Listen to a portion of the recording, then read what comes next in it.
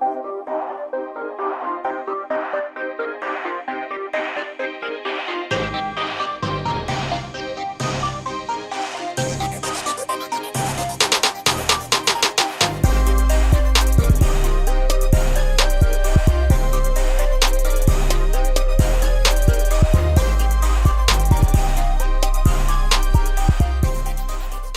is dropped on Christmas Eve, y'all. Soccer Down here, December 24th. A few things to talk about on a Monday morning, an overreaction Monday.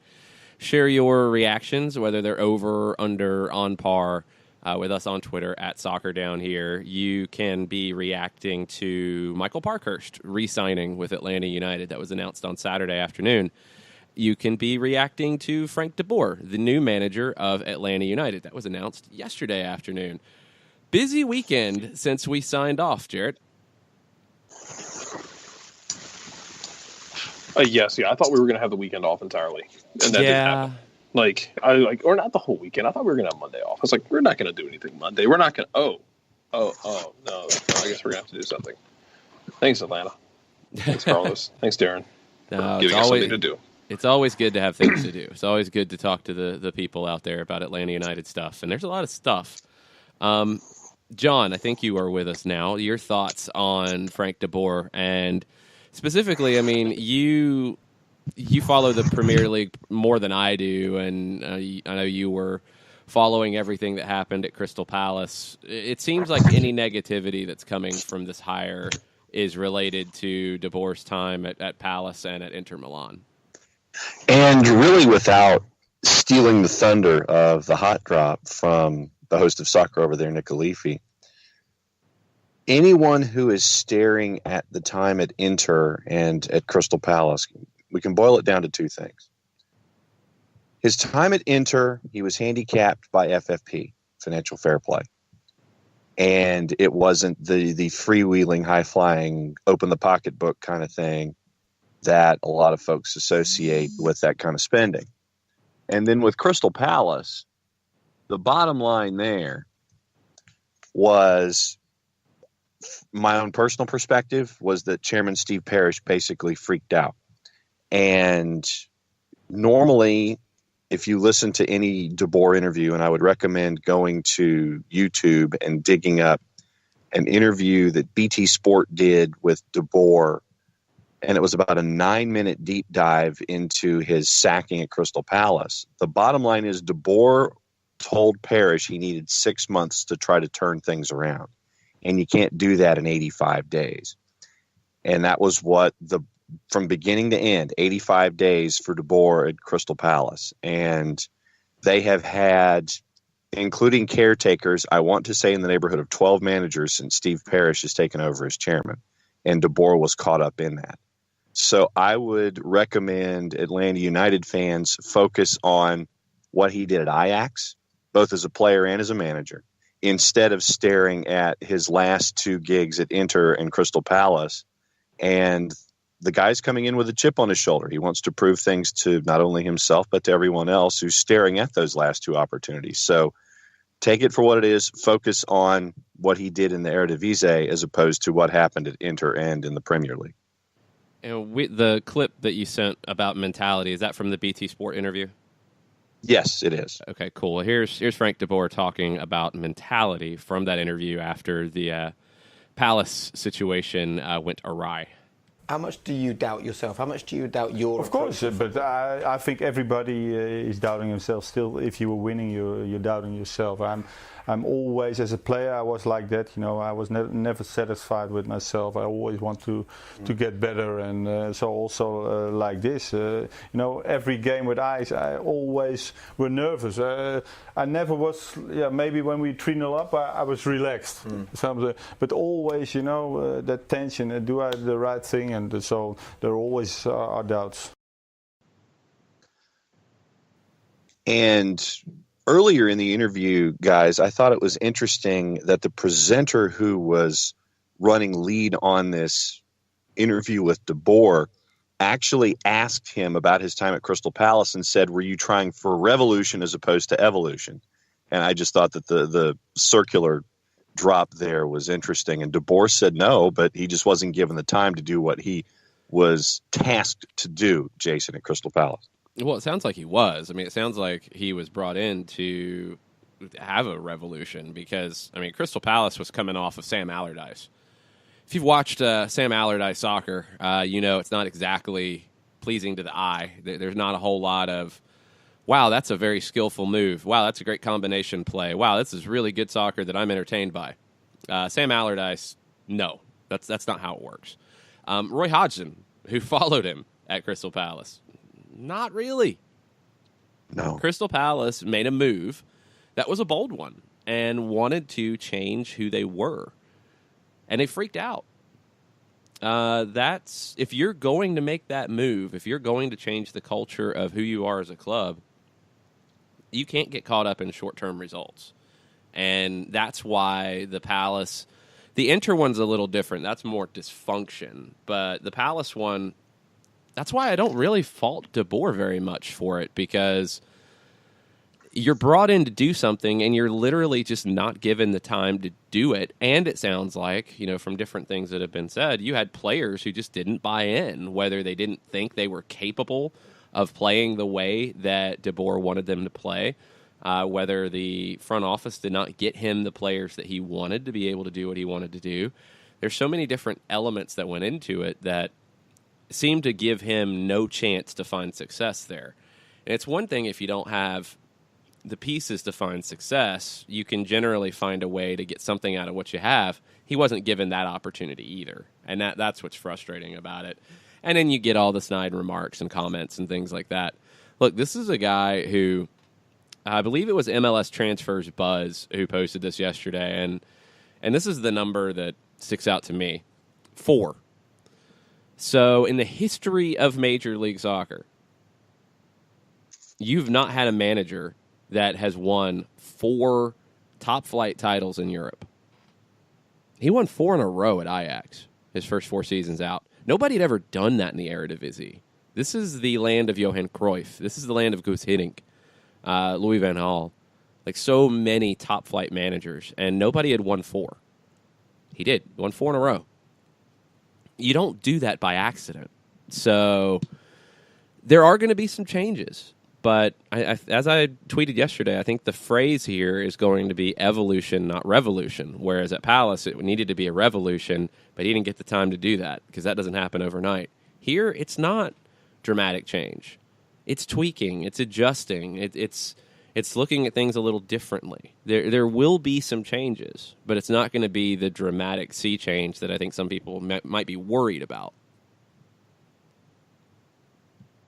And you know, when you hear De Boer and the passion for what he wanted to do at Palace, and he wanted to have Wilfried Zaha as a part of the focus, and he didn't have all the pieces that were there in place, all there available at the same time for one reason or another, mainly injury. But I'm looking forward to this, and I want to see him get to work. And I know we have to wait until after the first of the year, but after doing all of the deep dive in the interviews yesterday and trying to learn more about him and his time overseas, I'm looking forward to seeing how things are implemented and grown. Yeah, this is one of the more dedicated players, decorated players to come into this league as a manager. You know, and that's something that does get lost in the shuffle here. When you look at left center backs in the world, Frank de Boer is one of the all-time best. And if he looks at a guy like Leandro Gonzalez-Pirez as he's preparing to interview, he has to like what he sees because they have a lot of similarities. De Boer started as a left back. He moved over to center back. Deeply involved in build-up play. He won a Champions League with Ajax. I believe that was the last Champions League out of a smaller country, smaller league, if I'm not mistaken. Ajax has never been back there. I don't think another club from a league comparable to Holland has been back there. Won a UEFA Cup, won 5 Dutch titles as a player. He went to Barcelona and played and won a La Liga title. He was the first player in Dutch national team history to win 100 caps. played in 2 World Cups, 3 European Championships. I mean, he's one of the all-time greats. So you take that, then he takes that experience. He goes to work in the youth setup at Ajax, working with U17s, U19s, goes to the World Cup in 2010 with the Netherlands as an assistant, gets them to the final, then takes over at Ajax, wins 4 straight titles. That is pretty successful. The other number that jumps out to me, and this is one that had to be part of this decision-making process for Carlos Bocanegra and Darren Eales, 25 players from the Ajax youth system that were given their first-team debuts under Frank de Boer during that time, where they won 4 titles and finished second twice. It was the last golden generation out of Ajax. And if you've followed the history of this game and the history of the game in Europe, you know Ajax is known for their development. And they had hit a bit of a rough spell. Johan Cruyff brought in a lot of the players of de Boer's generation to fix it. And they did. And then he was able to win titles with it. And they haven't won a title since. They hadn't won a title in 7 years before he won his first. They haven't won one since he left. That speaks to his quality. What I'm curious to see is going to be those subtle changes between the Dutch style, which de Boer's not only played in that style. You know, we've seen 3-5-2. We've seen 3 in the back as opposed to 4. We've seen some variety out of him. But that type of style, how different is it going to be from what we saw under Tata Martino? And is there going to be a bit of a learning stretch for this team to get used to him and for him to get used to these players? That's typical with any manager. I don't think it's anything different with Frank de Boer, but that's probably the only thing that I'm like really concerned about is how long does that take? And obviously, you know, you talk about transitions and things like that, and we're all kind of keeping an eye on that. We are the A asking this morning, is de Boer a bigger name signing than Tata Martino? Depends on who you are and where you're coming from. For some, yeah. For others, no.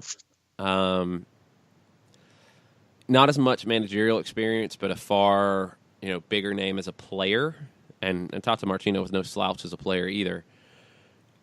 It just depends on where your soccer background is. You know, that's honestly what it comes down to. If I know for some people it absolutely is, and for others who are more from the South American school, it's like, it's not as big. But that's how this game works. You know, you have different places that have their own histories, their own cultures that they don't always overlap. So I would say, all things considered, it's actually somewhat similar in that you have a manager who's coming in after a couple of missteps. I think it'd be fair to say that Tata Martino had a chip on his shoulder when he came here.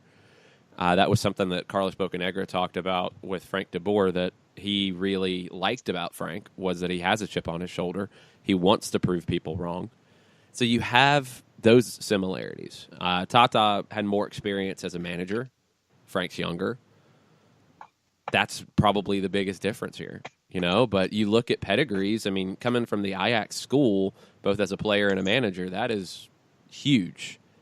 That's huge. He played at Barcelona. Tata Martino managed at Barcelona. You have that connection to one of the biggest clubs in the world. Is he a bigger name? I don't know. It just depends on who you talk to there. But I think there's a lot of similarities to the situation that they're coming here from. I think both tasted a little bit of struggle and adversity that they weren't necessarily used to. And now they're coming here to bounce back. John Soseby. Hold on. Thoughts, Jared? Yep. He might have had to step away. Yeah, so there he is. This is a thing not just in soccer. This is a thing in every sport that we do where, look, there's a chance this doesn't work. I get it. There's a legitimate chance it doesn't work. Atlanta's in a position to take a chance like this because if it doesn't work, Arthur Blank's not going to pull the money and Atlanta United's not going to go the way of New England Revolution. It's just not going to happen. At least we've never have any indication that's going to be the case. We do this in sport all the time. Whenever someone has a bad run, where we focus on that, and we'll place magnitude upon bad times with a manager at a location or a coach, however you want to phrase it, and we'll dismiss the positives for whatever reason, whether, he was set up to succeed. You can be set up to fail as well. Set up to succeed, set up to fail, whatever it may be. We dismiss the good and we embrace the bad when it comes to hiring managers for the teams we like. This goes across all sport boundaries.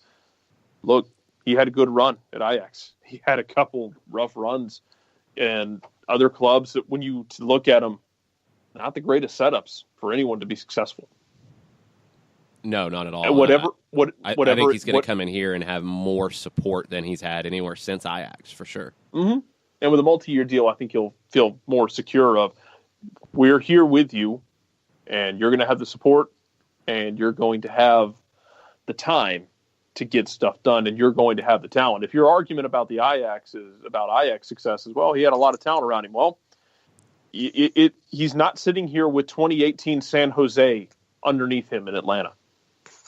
It helps to have talent. You're going to have talent in Atlanta. Yeah, and he had to play a role in developing that talent at Ajax. And that talent also was brought in, developed, sold, and he reloaded. And he kept reloading. That's important here because you're going to see the same happen here. Christian Eriksen, let's go to him. He was a player who was on the outside of the first team looking in under Martin Jol. And then De Boer takes over in December of 2010. Brings Eriksen into the first team, and he starts on a run that lands him at Tottenham. And Christian Eriksen is one of the big players around the world right now. I mean, Eriksen's an outstanding player, but he was on the outside not getting time under the previous manager. That's a big deal. And the other thing to keep in mind about that, Frank de Boer was close to taking a job at Tottenham. They decided to hire Mauricio Pochettino instead. Darren Eales was involved in those conversations. Also, Christian Eriksen came from Ajax under De Boer to Tottenham. You saw how prepared he was. You saw how developed he was. You saw the work that had been put into him. That had to also be in Darren's mind. So he understood, what type of manager you're looking at when you talk to a Frank de Boer. So lots of things like that play into it. This was not a completely unknown quantity. This was a guy that does check a lot of boxes. There are questions, just like there were about Tata, just like there are about any hire, and we'll have to wait and see because the proof's always in the results at the end of the day. But the raw materials coming into it, I think you're in really good shape. And I think the fact that, this is even being really questioned at this point as if this is a good hire or a bad hire shows the growth of Major League Soccer and shows the new bar and new world that Atlanta United has created. Before we get to John Sosby's question, let's take a break. If you have questions, throw them our way on Twitter at @SoccerDownHere. We'll be right back. The average time a resume spends on an HR manager's desk is 7 seconds, and most of them are tossed aside. Now imagine if one of those resumes belonged to Yasmin, who was living in a shelter, juggling 3 jobs. I had to be resilient. That's something that you can't teach. We rely so much on a resume, yet it could never tell the full story of someone who had to be independent and take initiative. And that's how I handle every project I get. Discover new ways to develop great talent at gradsoflife.org. Brought to you by Grads of Life and the Ad Council. We know that every driver is different, and a one-size policy does not fit all. That's why Country Financial offers a variety of discounts, so you get the coverage you need and the savings you deserve. From good driver to good student, multi-policy to multi-car, we've got a discount to suit every driver. Call Jason Wright at 678-568-6871 today to see what you could save. On Facebook at Jason Wright Agency or by phone at 678-568-6871. Discounts vary by state. Policies issued by Country Mutual Insurance Company, Country Preferred Insurance Company, or Country Casualty Insurance Company, Bloomington, Illinois. Hey, hon, what you doing with your phone? Taking pictures? No, I'm asking it questions. Like what? Hey, Bobo, do flowers have best friends? I'm sorry. I'm afraid I don't know that. Hey, follow me. I want to show you something. Look, flowers do have best friends. Whoa. Some answers can only be found in nature. Discover the unsearchable. Visit discovertheforest.org to find a trail near you. Brought to you by the United States Forest Service and the Ad Council. Soccer Down Here is sponsored by Apolinski and Associates, LLC, personal injury lawyers with over 30 years of experience. Call Steve Apolinski at 350-4231 or email him at steve@aa-legal.com if you need help with a wrongful death or serious injury matter. Steve Ampolinski is rated one of the top 100 trial attorneys in Georgia, recognized as Legal Elite by Georgia Trend magazine for being one of the most effective lawyers in Georgia.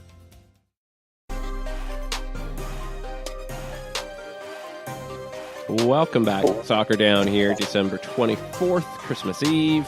Overreaction Monday, reacting to Frank DeBoer's hiring for Atlanta United. Also, Michael Parkhurst re-signing with Atlanta United. That was announced on Saturday. Not sure of the terms in terms of salary and length of contract. Those things usually are not made public. We'll find out Parkhurst's salary when the Players Union publishes their updated data, usually in April or May. And we'll know what the cap hit is there, but was not announced as anything involving allocation money, so you would think it would be around the same type of number it was last time.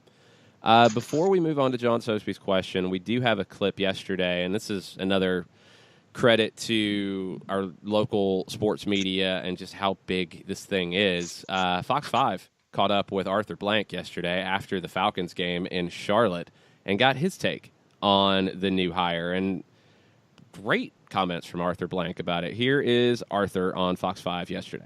But I want to ask you about your new soccer coach. What should we know about Frank DeBoer?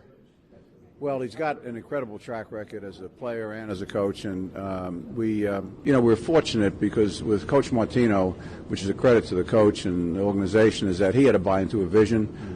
Frank saw what we had done on the pitch and off the pitch with our fans, and so it was much easier, I think, in terms of the recruiting process. I think Darren and Carlos, they had a pretty long list of candidates that they were able to look at, both in Europe and South America and the United States as well.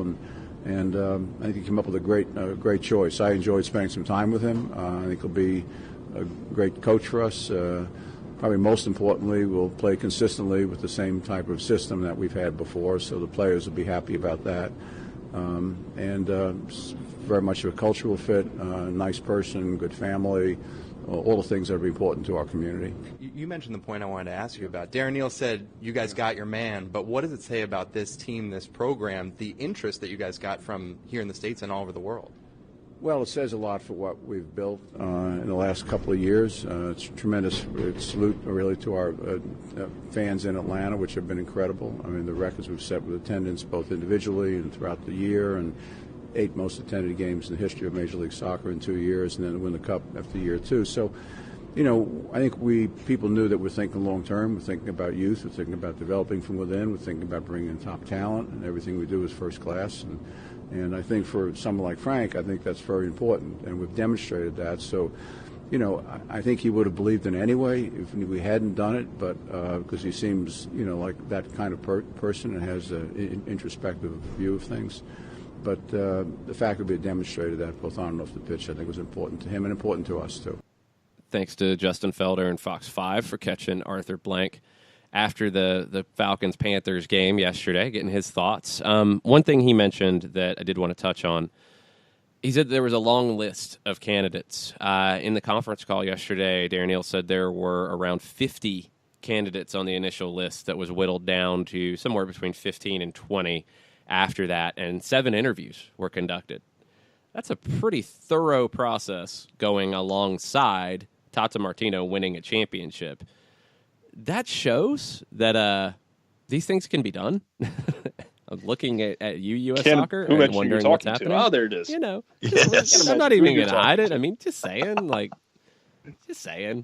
It can happen. These things can be done. If you have questions next time, U.S. Soccer, go set up an interview with Darren and ask him about it. He'll help you out. All right, John Sosby, question. John question from John Sosby. There we go. Yes. He says, I feel that the negativity that some have regarding Frank DeBoer spawns from a negative viewpoint. We have a base of familiarity in Argentina. Let's build some bridges to Europe. Now, too, lots of talent all over the world. They want to develop and showcase. I believe Coach will give that. This is something I think we're worrying about way too much. These pipelines and bridges and building links. And, it's okay to understand at this point that Major League Soccer is past having to have these connections and these bridges and these pipelines to actually recruit talent. Players are going to come here because they want to be here, period. They're not going to come here because, I've never heard of that place. There's no way I'd go there, but okay, there's somebody I know there. Cool, I'll go there now. We're past that. This is a point now where Atlanta United's a big deal, period. Other teams in this league are big deals, period. They're going to draw attention. You don't have to hire a coach to pander to that. Let's go back to as this team was being built. One of the big-time thought processes, and hey, I was in on it too, before things started fleshing out and you started seeing where the season ticket numbers were. Had to get a Mexican player. Had to get a top Mexican player to get the crowd in. Had to do it. Just no way you could get around it. As the season ticket numbers started growing, it's obvious you didn't have to do it. If the right player came along at the right price, sure. That's business. That's soccer. So you don't have to go build a pipeline to the Netherlands to bring in Dutch players. Danny Hoesen was already here. He played for Frank de Boer. He's in San Jose. There's other players who have come here on their own free will. There will be players who will come from South America on their own free will because they want to be here. It's not just about that. Yeah, the best part about Hoesen, too, is he was a part of one of the best wins of all time. And now he's in San Jose. What a turn. Yeah. Whoops.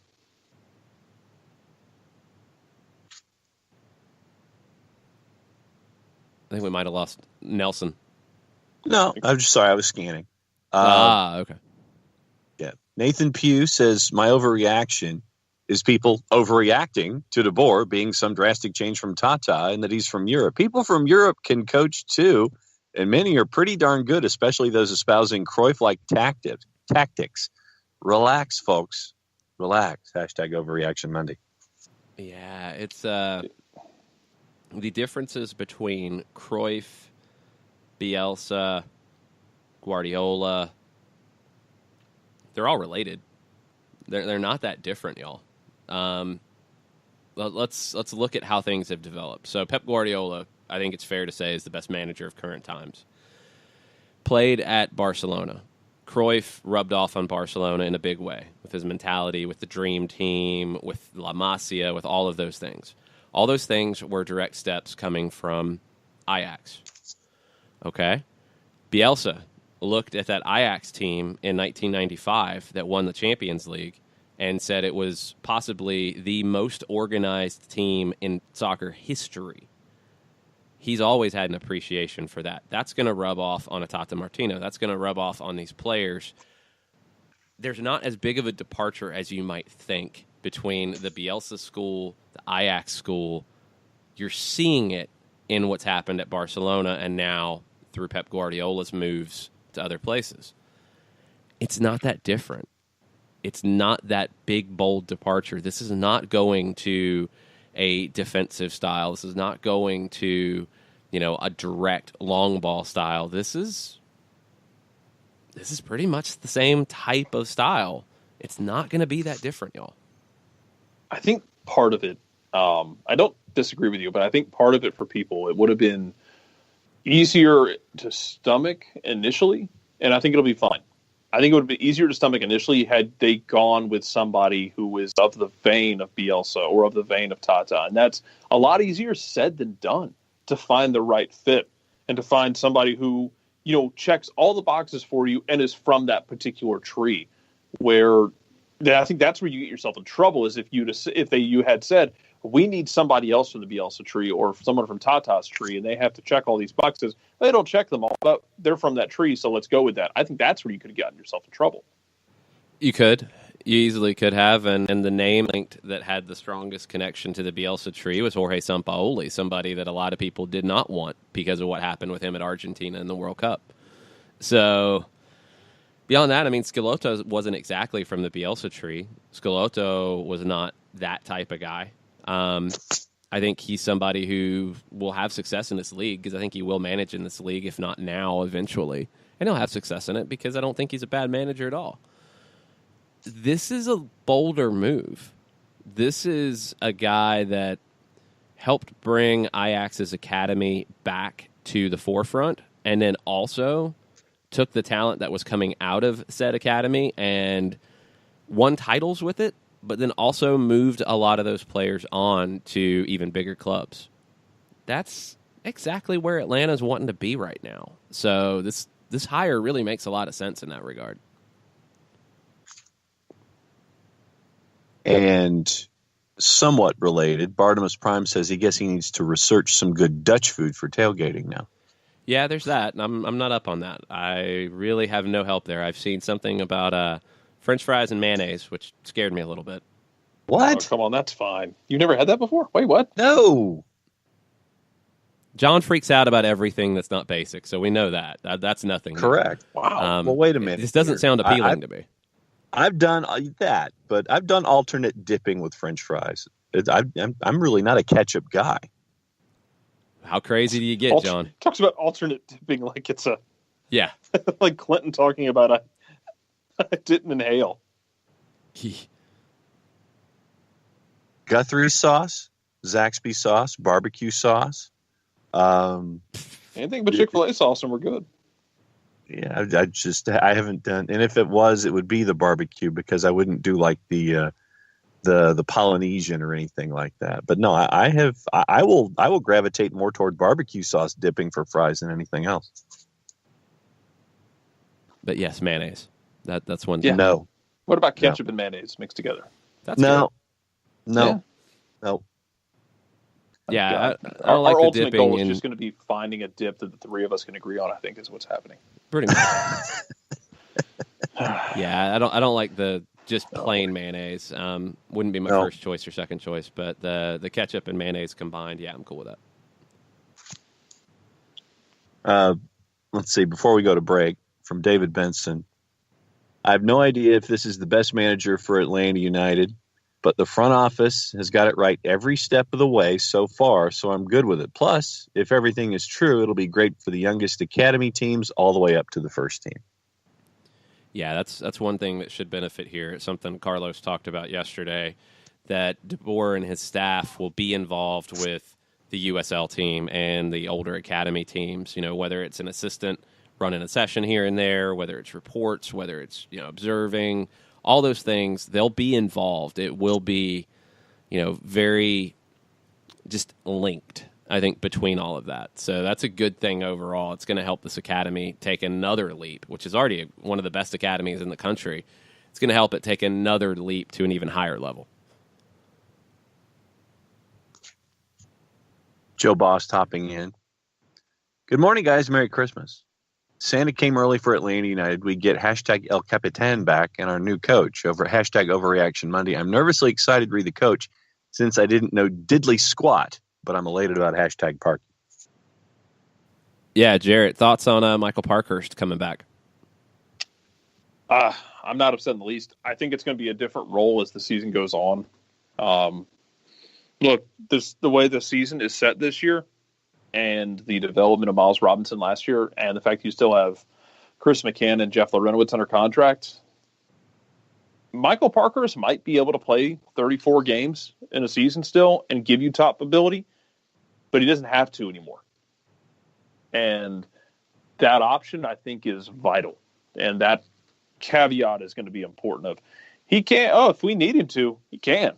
But he doesn't have to anymore.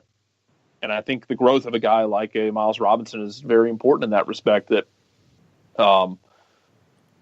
Parkhurst can give you what you need, but you don't have to, you're not going to be forced to lean on him the whole way through anymore. I think that depth's going to be vital with the way the schedule is packed in. Then you've got the Campeones, then you've got U.S. Open Cup. It's going to be a very busy schedule. You're going to need all hands on deck.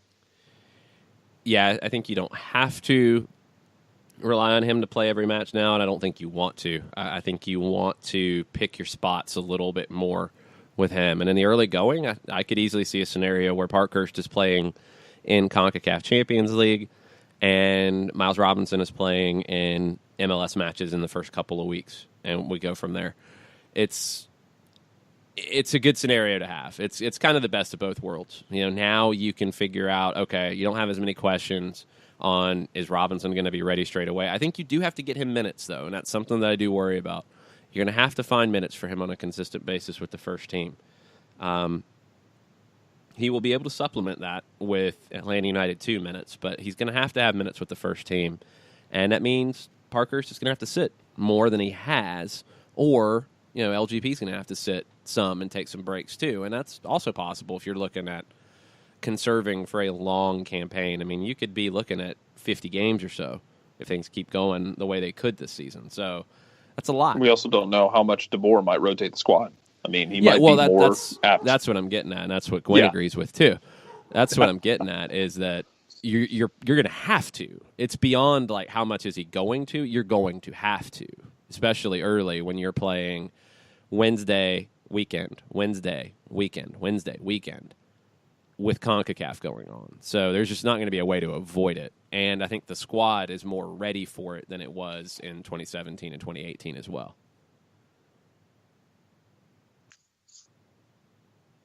J.D. Pauly says that to his film study and knowledge, this is about Parkhurst, film study and knowledge of his opponent directly led to the first goal in MLS Cup. He knew the guy with the ball was going to turn to his right. Parkhurst made the play, and the rest is history. Who knows how the game turns out if they went into the half 0-0.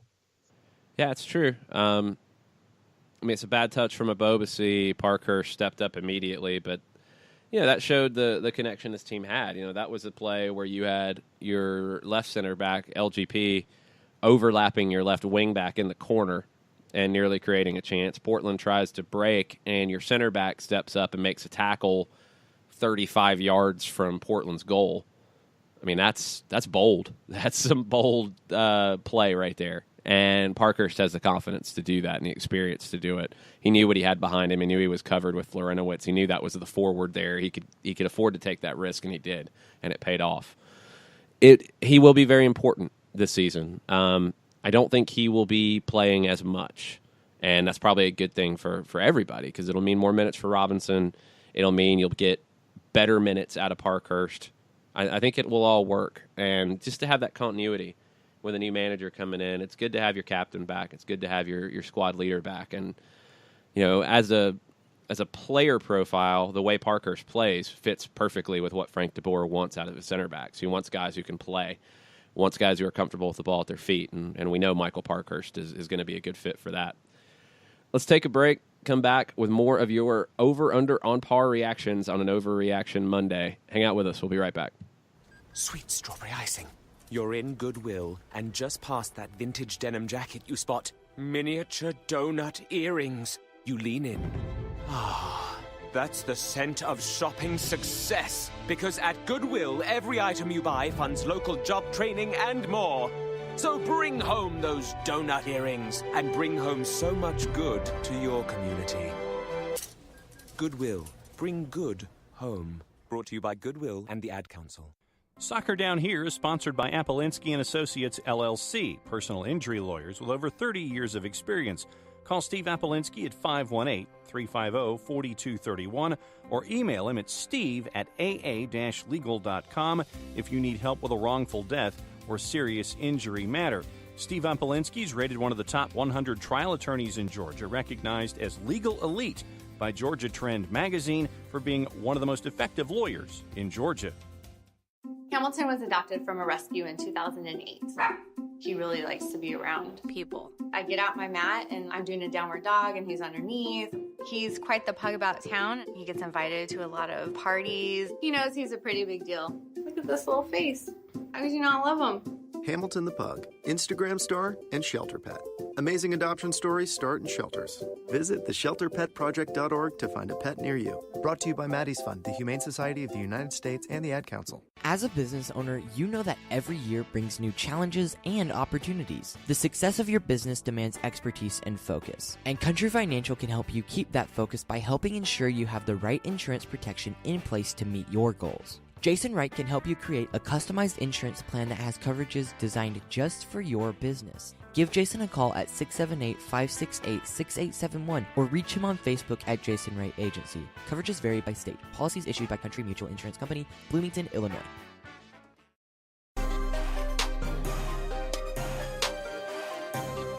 Welcome back. Soccer Down Here, Overreaction Monday, Christmas Eve edition, December 24th. Lots of stuff to react to. Frank DeBoer, your new manager of Atlanta United. Michael Parkhurst returns, probably as captain. I mean, that's not 100%, but when you see managerial changes, sometimes you see changes in that. Wouldn't expect to see anything with that going into 2019. A busy 2019. Frank will be finishing up all the paperwork required to come into the country and work legally, and he will be here as soon as possible. And training camp opens January 14th. So that's not that far off. And a lot of folks are chiming in on the timeline this morning. Sydney 17s are dialing in. Really pleased and relieved Parky staying with us. Great news, Frank DeBoer. Looking at it holistically and from a youth development perspective, it makes total sense. Yeah, I think for the philosophy and fitting in, it definitely makes sense. We don't know who the other 6 people who were interviewed were. Felipe Cardenas from The Athletic had Carlos Puyol as one of those people that was interviewed. Puyol would have been fascinating, but he doesn't have any managerial experience, and that was something that did worry people. But you take that, and then you have a guy who won 4 straight Dutch titles. That's kind of a big deal. And they're still worried because of what happened at Inter, which was a mess. Go check out the hot drop from Nick Alifi for a little more background on Inter Milan at that point. And Crystal Palace, which was definitely a mess because they wanted to change the way they played, but then they got scared when it didn't immediately turn into results. So I think the way they handled Frank DeBoer at Crystal Palace was an embarrassment for Crystal Palace. Yep. And, I'm a little surprised that somebody of Roy Hodgson's status would take that job after that, because it really shows you're not going to get truly backed by that ownership group in that front office. It shows that Crystal Palace is where they will pretty much always be. They're not going to make a step up if they make moves like that. So DeBoer's in a spot here where he's going to be supported. He's going to have resources like he didn't have at either one of his last 2 stops. And yes, that is saying that Inter Milan and Crystal Palace are not clubs that are providing the type of resources and overall support to their manager that Atlanta United will. Yeah, I'm saying that. That's the truth right now. And we will see if Frank DeBoer, in a situation where he has that support, can have the success that he had at Ajax, where he had that support. Then James McClatchy says the fear about Frank DeBoer is Ted Williams syndrome. Great player, poor manager, easily frustrated by players not as good as he was. Nope. I 100% disagree, because this guy won 4 titles. Ted Williams as a manager did nothing. You're past that when you win 4 championships in a row. You are. I have to disagree. If that's what some people worry about, then you're just wrong. What about Zinedine Zidane? There's exactly. That's my point. I think that's a silly excuse. And, not saying that's what you're thinking, not saying any of that, but that doesn't fly here because the guy has had success. This is not somebody who has not managed before, who is a great player, who you wonder if he can make that transition. This is somebody who has managed, has had success, and was a great player. Then a question unrelated to the 2 topics this morning so far. Kyle Soto asks, how are P.T. Martinez and Miguel Almiron similar and different? Similar. They're not 100% similar. That's the thing here. I mean, similar in that they can both be that focal point of the attack and that talisman for a team. I mean, the basic stuff there. Miguel is a little more of a guy who is going to break you down with speed first, but he also has the skills and the moves to juke you as well. Pitty's he doesn't have that same breakaway speed because very few do.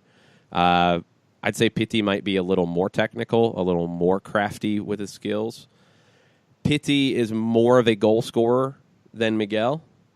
I think Miguel gives you more defensively than Pitty will. So with a system change, we'll see if that becomes an issue.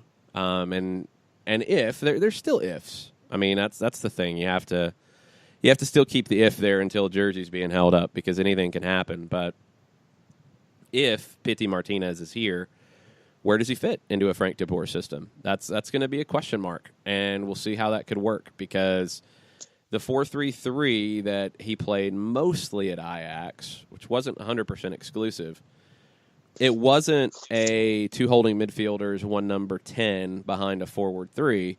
It was more of a one holding midfielder, 2 8s behind a forward 3 with your wingers who would drop in a little bit and look to combine. So where does Pitti fit in that? Where does a Barco fit in that? Where does a Villalba fit in that? These are going to be the questions that I can't wait to see how this team takes shape under Frank de Boer.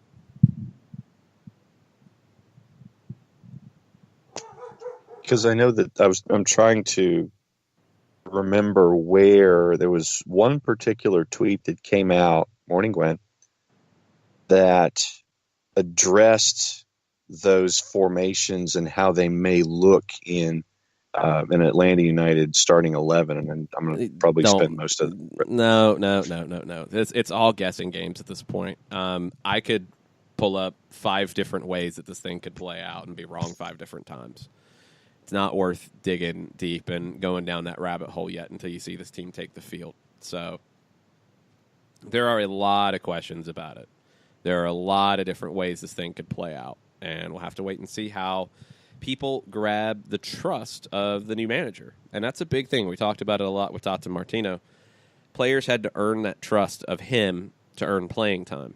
It's going to be the same here. Players who had Tata Martino's trust, they're going to have to earn Frank de Boer's trust. And you're going to earn that on the training field. You're going to earn that in the preseason matches. And you're going to earn that with your play as the year goes on.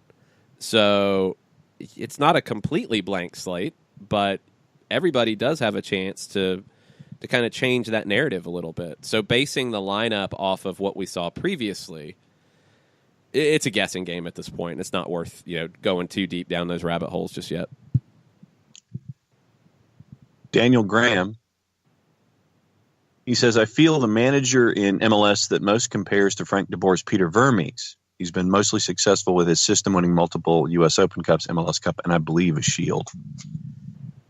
I don't think he won a Shield. Open Cups, multiple, and he got an MLS Cup, but that's a good shout. Vermes has been a 4-3-3 guy for his whole run, but he changed the way it functioned a bit here in the last couple of years. That's been really interesting to watch, and he's probably went more towards a true traditional Dutch-style 4-3-3 with more possession being a key focus of it. That's why Dom Dwyer didn't fit anymore. He wanted a forward who was more technical and could give you more up top than just finishing. So that's why Diego Rubio had chances up there. Shallowy had chances up there. That's why you're going to have to see what happens next with Kansas City. Because they didn't get enough production out of the 9 this past year, even though they had the best record in the West. Vermes, though, has been a guy who has had that system, but he's also not been afraid to make those tweaks as needed. And that's similar to De Boer. I mean, De Boer had his system that worked well, and it was the system that's ingrained at Ajax. And then he started to make adjustments. Now, that was something that some people have said, was a bit of a struggle for him. This is going to be the question coming in here is I think now he should feel like he has the backing to be able to do what he wants to do as the manager and not have to be looking over his shoulder. I think that was part of the issue. He tried to make Ajax a team that could get out of the group stages in the Champions League and struggled a little bit. They just didn't have quite as much talent to do that, although they did pull off some pretty big scalps in the Champions League, just not able to get over that hump and get into the knockout rounds. At Inter and at Crystal Palace, I think he always felt that he had somebody looking over his shoulder saying, nope, want something different. Nope, that's not it. Nope. Here, he won't have that. He'll have the backing of the people above him at the club, and he'll be able to work. That worked really well for Tata Martino, and we'll see how it works for Frank de Boer. Patrick at AU Hansel on Twitter, #OverreactionMonday. Have they announced contract terms for FDB? Can't seem to find the length. Hope it works out and he's here longer than Tata. No, they generally don't. I've heard 2 years. I've heard 4 years. I don't know what Could be 2 with an option for 2 more. Could be 4 out of the gates, although that seems a little long. That's a little bold. I'd probably guess it's 2 with an option past that, and it could be an option that you hit with certain things that you do. So we'll see. But they generally don't announce this kind of stuff, no. To topic 3 or topic 2B this morning, Eric Schwartz is saying, think about it less like mayonnaise and more like an aioli. Okay, if you just joined us for this segment, you're wondering where in the blue hell did that come from? That was back to the Dutch Nothing French makes sense. fries It's okay. and mayonnaise thing. Yeah, probably should explain that as we start jumping from topic to topic. But let's take a break here. We'll talk about Dutch foods in a moment. We'll talk about other stuff as we wrap up hour number 1. Stay with us. We'll be right back. The average time a resume spends on an HR manager's desk is 7 seconds, and most of them are tossed aside. Now imagine if one of those resumes belonged to Yasmin, who was Living in a shelter, juggling 3 jobs. I had to be resilient. That's something that you can't teach. We rely so much on a resume, yet it could never tell the full story of someone who Had to be independent and take initiative, and that's how I handle every project I get. Discover new ways to develop great talent at gradsoflife.org. Brought to you by Grads of Life and the Ad Council. We know that every driver is different, and a one-size policy does not fit all. That's why Country Financial offers a variety of discounts, so you get the coverage you need and the savings you deserve. From good driver to good student, multi-policy to multi-car, we've got a discount to suit every driver. Call Jason Wright at 678-568-6871 today to see what you could save. On Facebook at Jason Wright Agency or by phone at 678-568-6871. Discounts vary by state. Policies issued by Country Mutual Insurance Company, Country Preferred Insurance Company, or Country Casualty Insurance Company, Bloomington, Illinois. Hey, hon, what you doing with your phone? Taking pictures? No, I'm asking it questions. Like what? Hey, Bobo, do flowers have best friends? I'm sorry. I'm afraid I don't know that. Hey, follow me. I want to show you something. Look, flowers do have best friends. Whoa. Some answers can only be found in nature. Discover the unsearchable. Visit discovertheforest.org to find a trail near you. Brought to you by the United States Forest Service and the Ad Council. Soccer Down Here is sponsored by Apolinski and Associates, LLC, personal injury lawyers with over 30 years of experience. Call Steve Apolinski at 518-350-4231 or email him at steve@aa-legal.com if you need help with a wrongful death or serious injury matter. Steve Apolinski is rated one of the top 100 trial attorneys in Georgia, recognized as legal elite by Georgia Trend magazine for being one of the most effective lawyers in Georgia.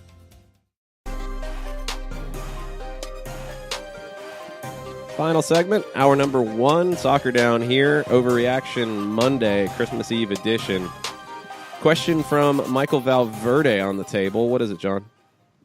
Hashtag Overreaction Monday to watch at ESPN FC at Ali Moreno ESPN talk about the hire being some kind of head scratcher just fuels my passion for making Frank a raging success. Atlanta United forever! Exclamation point. Well, let's hear that clip from ESPN FC. Alejandro Moreno talking about this on Friday, I think with an assist from our buddy Nick Alifi. Frank de Boer rumoured to be the next Atlanta United manager. Your thoughts, Ali? It doesn't match what Atlanta has been doing up until this point. It's weird, isn't it? It is odd, and I would stay away from that if I'm Atlanta. If they came to ask me, hey, Alejandro, what do you want to happen? I don't think Frank de Boer is the right option for you. Do you think they'll ask you? I don't Ali. think so. Here he he is. Yeah. Ali, on Frank de Boer, because I read Jeff Carlisle's piece about linking Frank de Boer, and he specifically said that the reason that they probably won't appoint your boy Guillermo Barros-Schelotto is that they want somebody who will continue with Tata Martino's, he's quoting Darren Eales, I think, Tata Martino's possession and high pressing, and that man presumably is de Boer. Are you buying this interpretation that Tata Martino's miles away from your boy? I think Tata Martino is miles away from Frank de Boer, I'll tell you that. Alejandro Moreno, not a fan of the hire, but as Gabriel Marcotti points out, he does have a bit of a relationship with Guillermo Barros-Schelotto. They were teammates at Columbus Crew. Might have been a little bit biased as Schelotto was linked to the Atlanta job. Maybe just a little bit, Jared. Maybe a little bit. I mean, sometimes our feelings get in the way.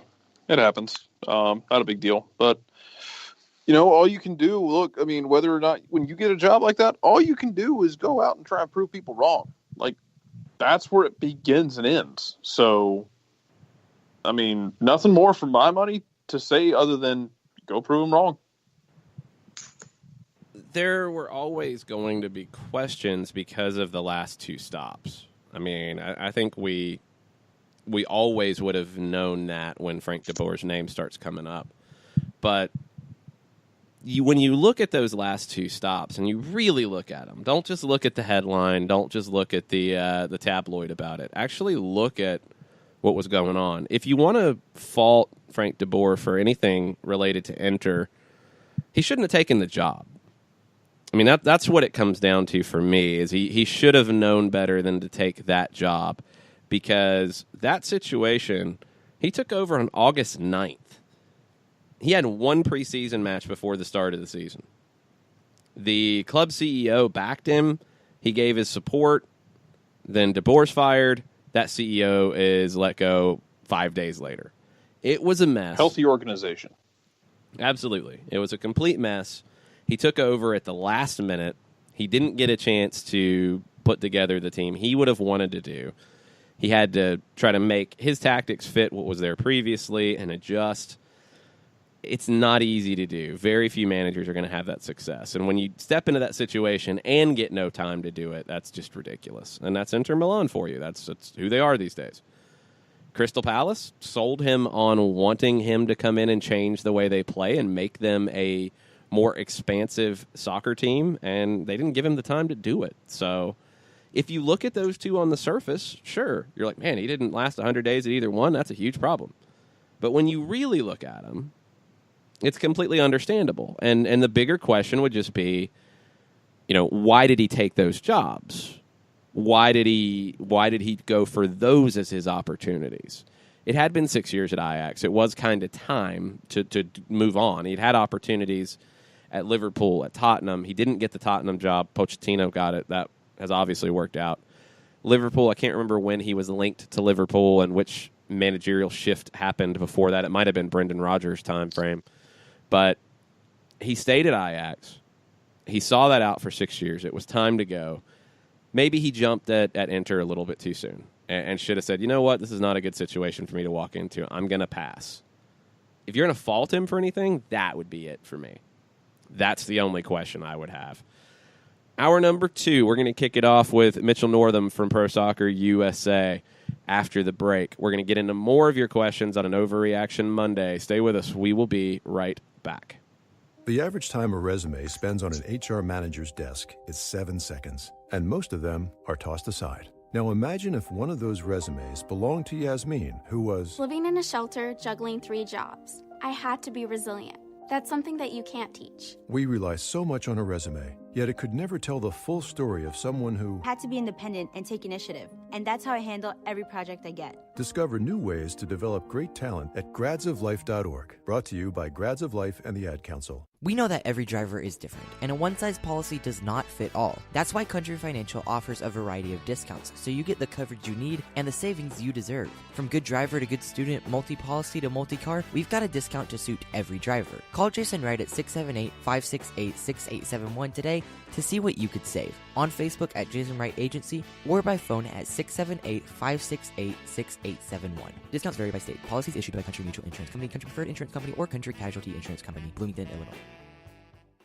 Hey, hon, what you doing with your phone? Taking pictures? No, I'm asking it questions. Like what? Hey, Bobo, do flowers have best friends? I'm sorry.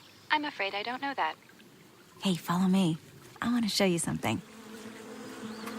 Look, flowers do have best friends. Whoa. Some answers can only be found in nature. Discover the unsearchable. Visit discovertheforest.org to find a trail near you. Brought to you by the United States Forest Service and the Ad Council. Soccer Down Here is sponsored by Apolinski and Associates, LLC, personal injury lawyers with over 30 years of experience. Call Steve Apolinski at 518-350-4231 or email him at steve@aa-legal.com if you need help with a wrongful death or serious injury matter. Steve Umpolinski is rated one of the top 100 trial attorneys in Georgia, recognized as legal elite by Georgia Trend magazine for being one of the most effective lawyers in Georgia. You're listening to Soccer Down Here daily on SDH Networks, a division of OSG Sports. Find us at Soccer Down Here on Facebook and Twitter. The time is now the top of the hour. Peep, y'all. Welcome back. Hour number 2, Soccer Down Here, December 24th, Christmas Eve Overreaction Monday edition. We've got somebody to get a reaction from. Mitch from Northam, Pro Soccer USA. What's up, Mitch? Hey, how's it going, guys? Thanks for having me. Oh, thanks for coming on. Let's just start straight out of the gates. What did you think when the news broke about Frank de Boer? I think when it first kind of started getting out there, maybe on Friday, that he was kind of the leading candidate. I think The Athletic and ESPN kind of had that report. I knew him, kind of from his playing days, just kind of going through old YouTube clips and stuff like that. And I knew that he managed at Ajax, but I really wasn't 100% kind of familiar with all of his accomplishments as a manager and stuff until I really started looking into it and, kind of saw the success that he had at Ajax, not only with winning championships, but, developing players and selling them off to Europe, guys like Luis Suarez and Christian Eriksen and a couple other guys. I think it's a great fit. It really, I think Carlos said this yesterday, that Ajax is a club that, they kind of want to model themselves after a little bit. And it just seems like the right fit. I think some people were a little surprised that it wasn't a South American. But it seemed like to me that this was a really thorough search. Darren talked about how they started with a list of like 50 candidates, whittled that down to 20, ended up interviewing 7. So it seemed like they really left no stone unturned and, really looked into it. And yesterday on the conference call with reporters, Darren and Carlos both sounded really confident about, their decision. And Carlos talked about, I think a lot of people want to point to de Boer's most recent, managerial experience at Crystal Palace and Inter Milan, where it really didn't go, the way he wanted it to. But Carlos talked about how he kind of had a chip on his shoulder and, really thought he had something to prove. And it's sort of similar to how, Tata came in here, after the experience he had, at Barcelona and with the Argentine national team. So it seems like the right fit to me. It seems like really a home run hire. You talk about a guy who has EPL and Serie A experience coming to MLS. I don't really think that happens, 10 years ago, 5 years ago. Atlanta is really kind of leading the charge and getting these big names to come to this league.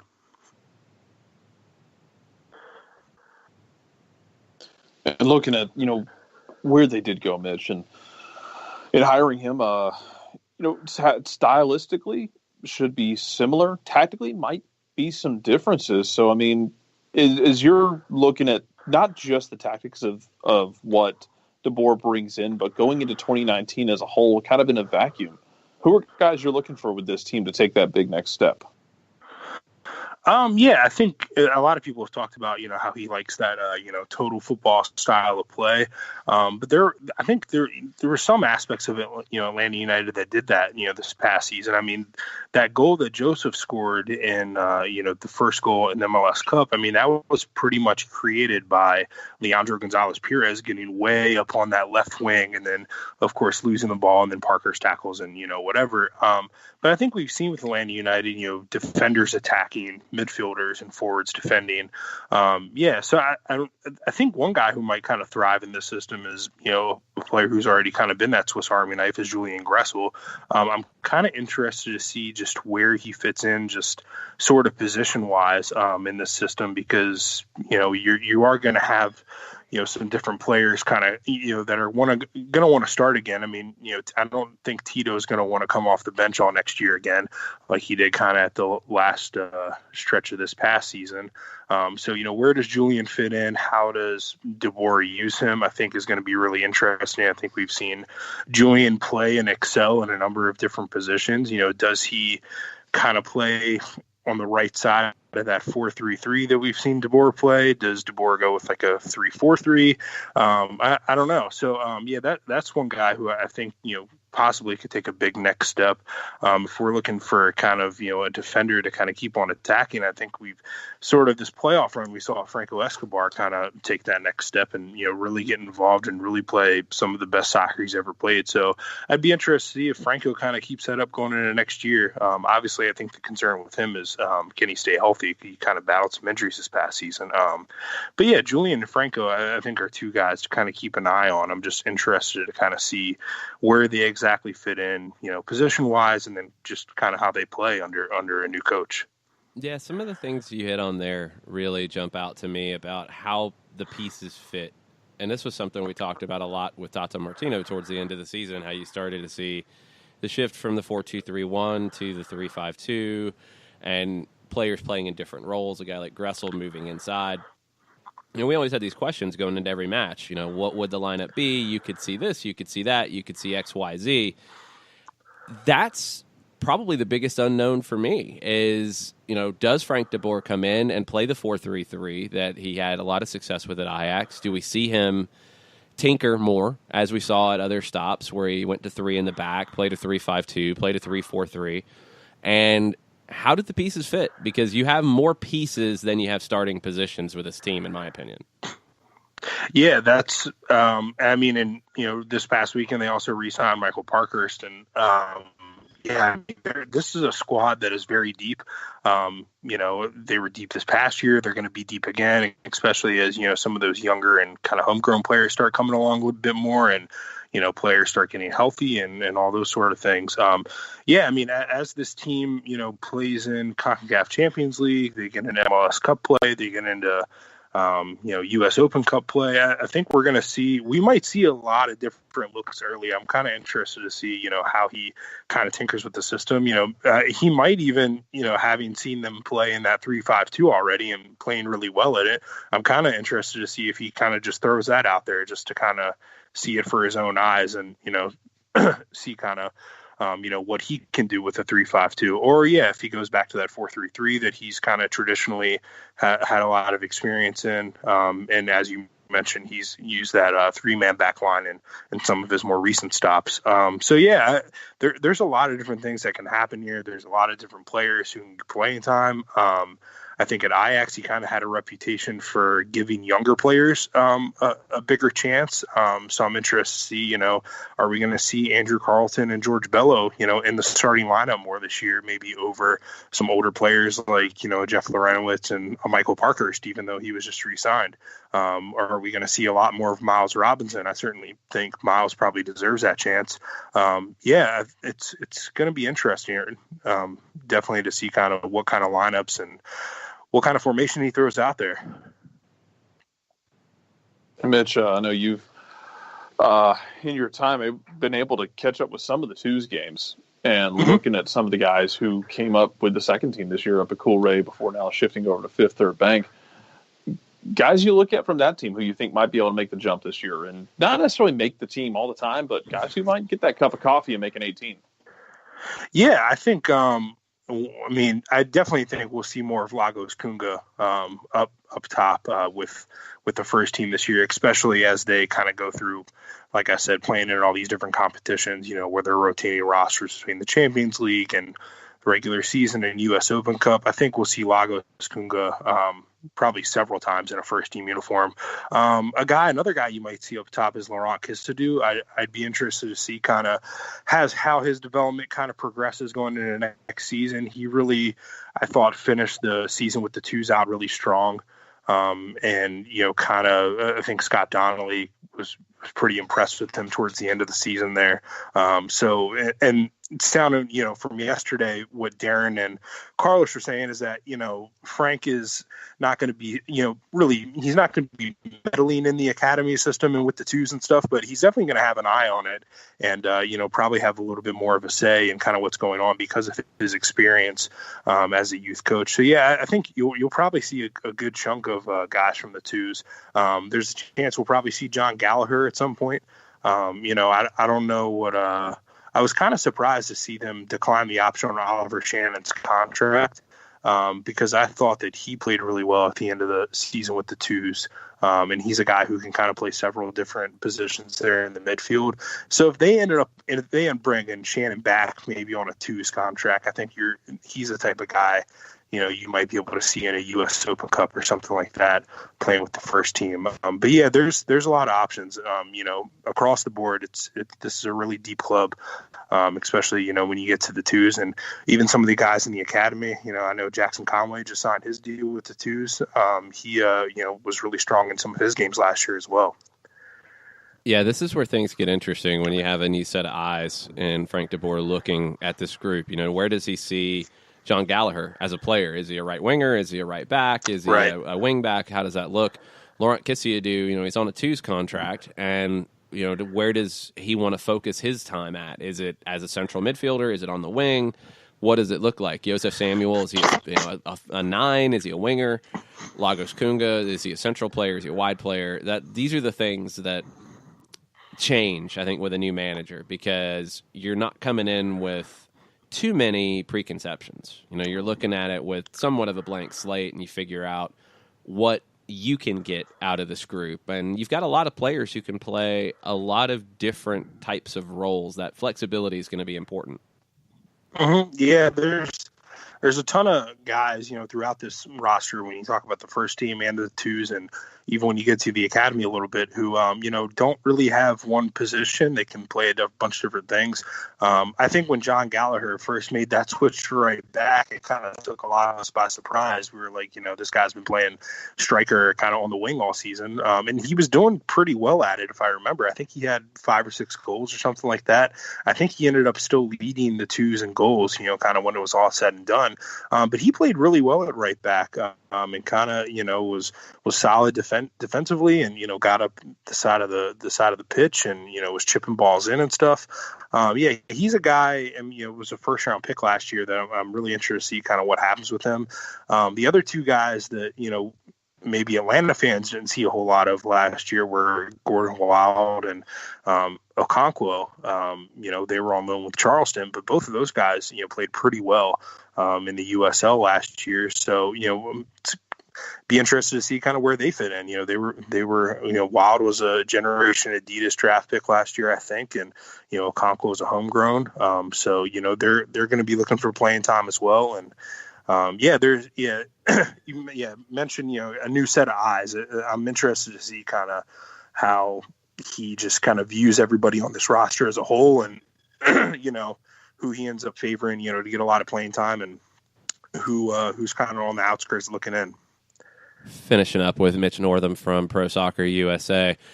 Mitch, we've talked about the positives. We've talked about what DeBoer brings to the table, but what are your concerns coming in? I think we'd all have some kind of concerns with a new manager coming in because it's unknown, but specifically with this hire, what are you worried about? I'm not really 100% sure. I kind of, like I said, I kind of did some quick research, and I was reading a couple of things, that was written about him when he was at Crystal Palace, and it seemed like he kind of tried to come in and, change the culture and kind of change the mindset there a little bit. But I don't think that Carlos and Darren would have hired someone who is going to come in and try to do that. I think they've kind of established that the culture and the way that they want this team to play is kind of set up from the top down.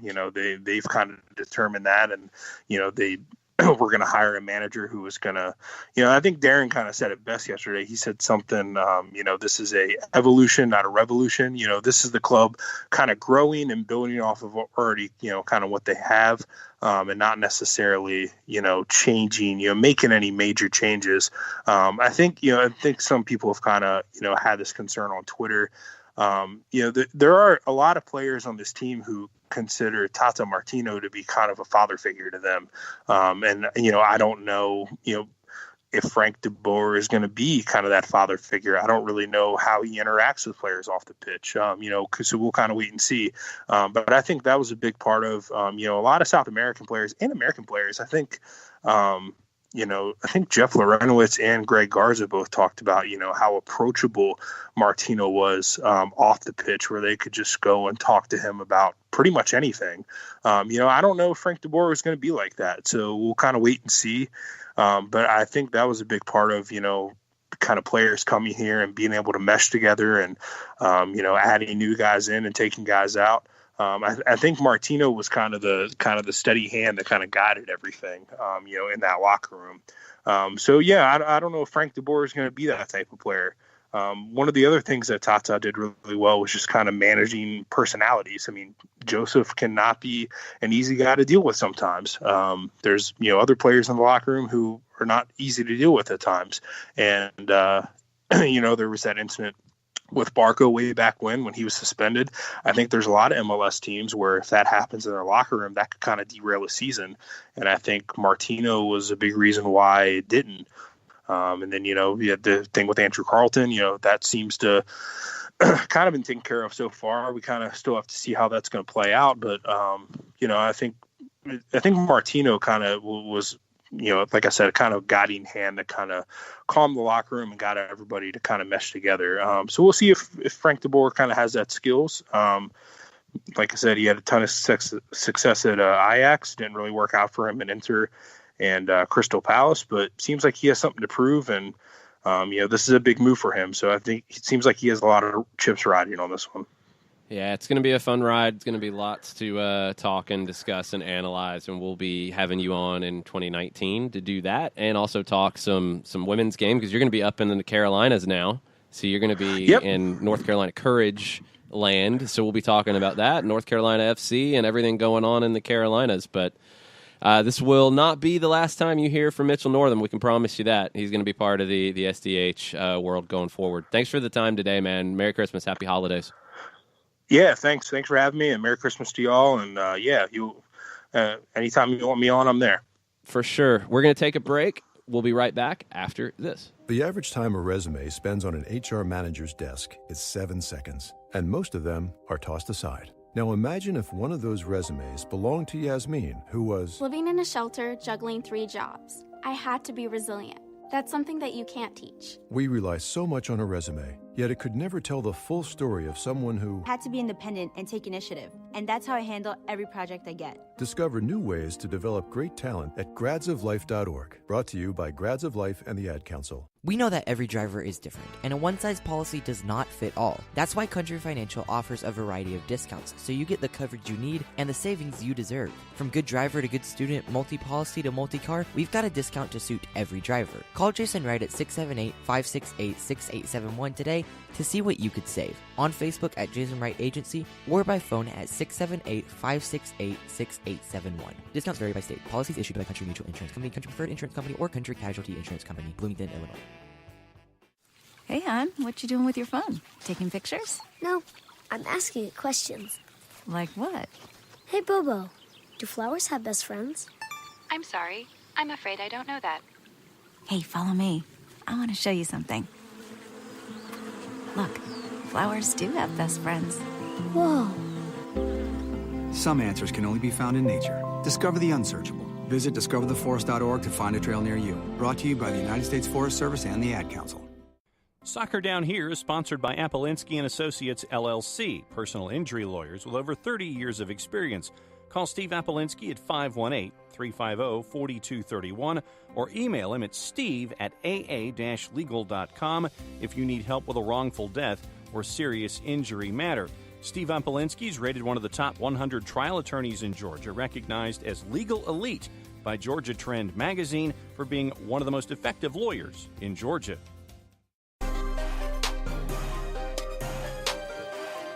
Welcome back. Soccer Down Here. Christmas Eve edition, Overreaction Monday edition.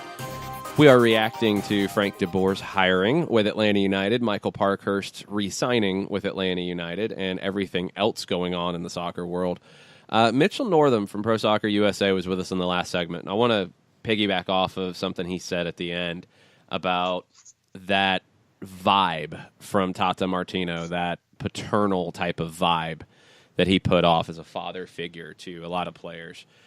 That probably will be the biggest difference here. And it's going to be the hardest thing to quantify, and it's going to be the thing that, unless you're in that locker room, you're not truly going to know. Just that personality side of it. I think as a manager, Frank DeBoer is, extremely qualified. He's had great success. He's got a great track record doing the things that Atlanta United wants to do. It's personality of you've changed the leader of the group. How does he mesh with a group that has had a very specific personality from its leader in the past? And that's something that takes time because, generally you're going to meet somewhere in the middle, but probably leaning towards the way the manager wants it because it's their team. They're in charge. But you're going to have to find that give and take a little bit. And that's where it'll be interesting. And we'll have to see as things go because there's just no way to predict chemistry.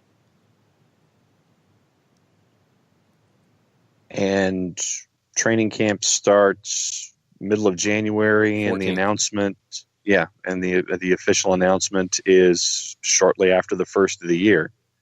So you're looking at 2 weeks of handshakes and meetings and integrating off the pitch, and then you hit training camp on the 14th of January, and then you've got a month before you're playing your first match, and your first match as head coach just happens to be in Costa Rica for CONCACAF Champions League. So this will be an express course in trying to figure out chemistry, and I just want to, like I said, it's going to be interesting to me to see where that mesh point is and how long it's going to take, and figure out where that mid road is when it comes to DeBoer and how the players and the staff all get along from there.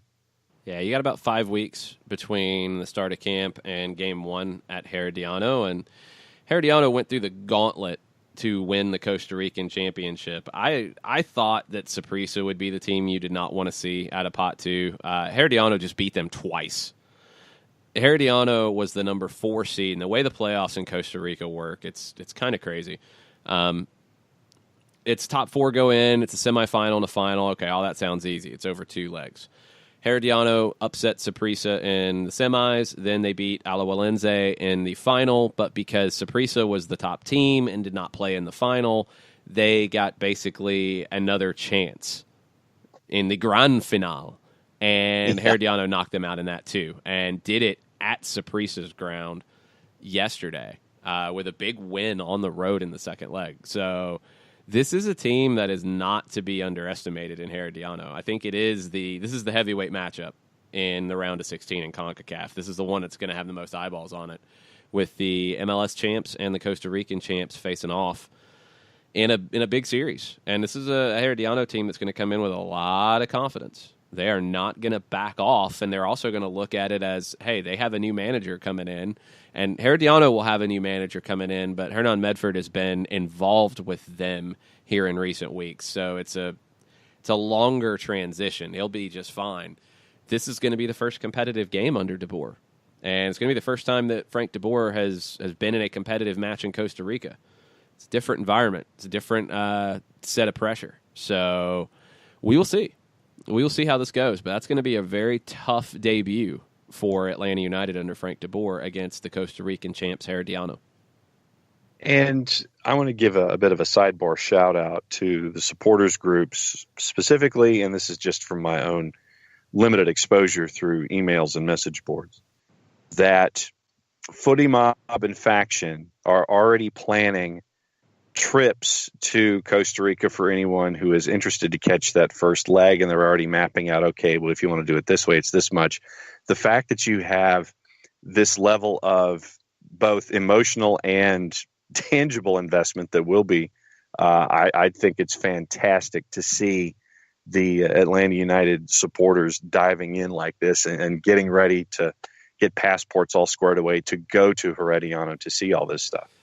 Yeah, I don't want to underplay it, but it's almost like you take that for granted at this point, that you're going to have the 17s do this sort of thing, because they do. They're crazy in all the best of ways.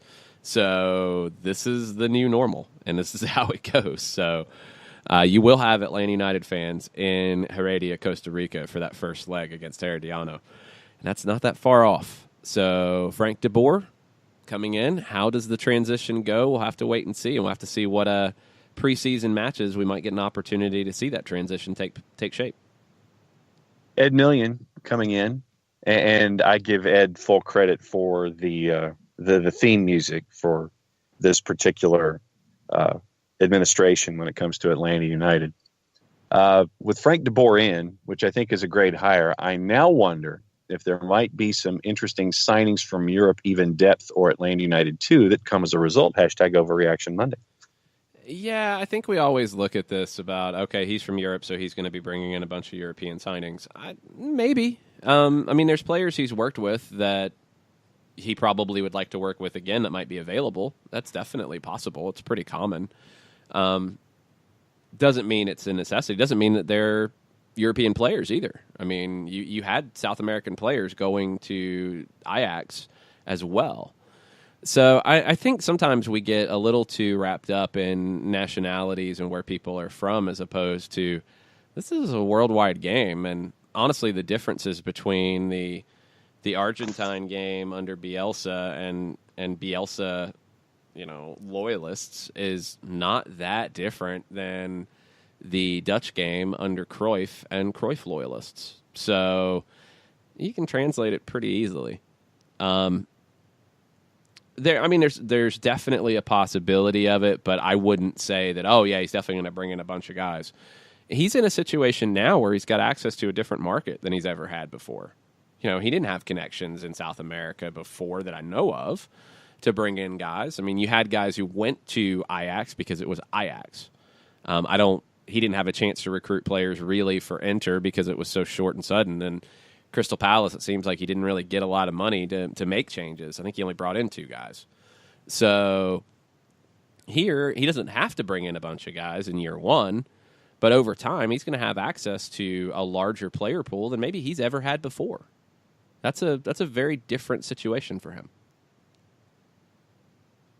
Trey Morrison with a couple of points. First point, we were already playing a form of total football week to week with formation changes, sometimes mid-game, and the way Miggy, LGP, Nagby, and Gresslemania were used, Julian Gressel is perfect for this.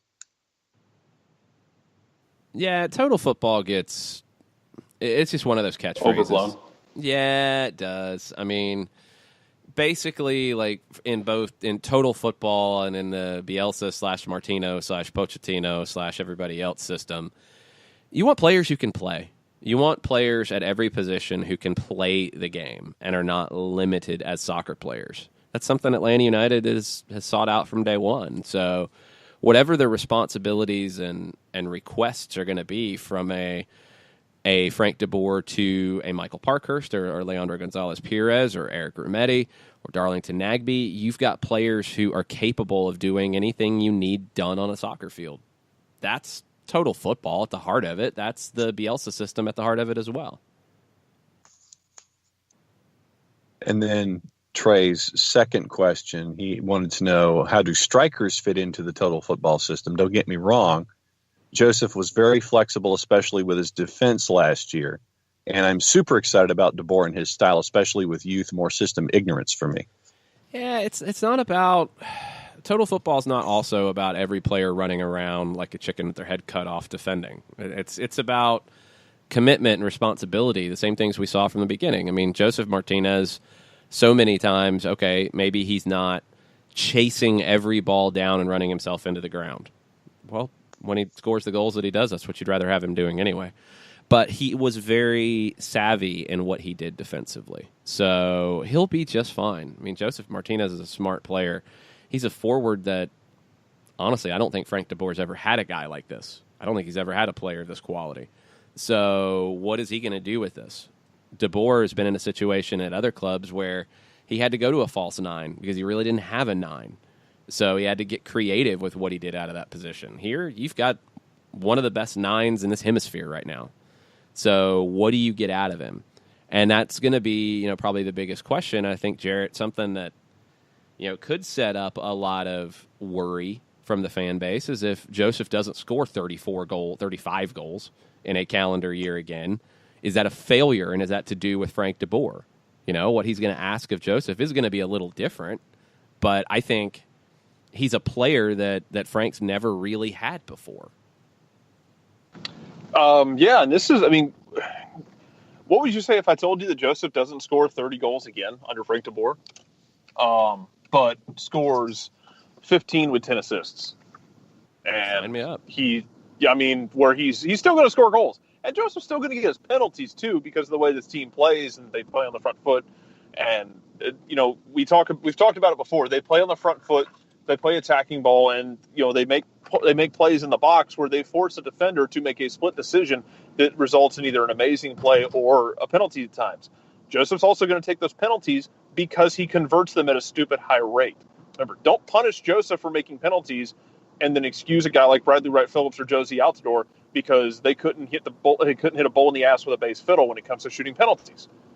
Wow. But he's still going to get penalties. He's still going to get chances to score, but it might be more running off the ball. It might be more of him, laying it off, as we've seen at times with Miguel Almiron. You might not get 30-plus goals, but you might get more well-rounded numbers. Now, whether or not that's important just depends on who you are, I guess.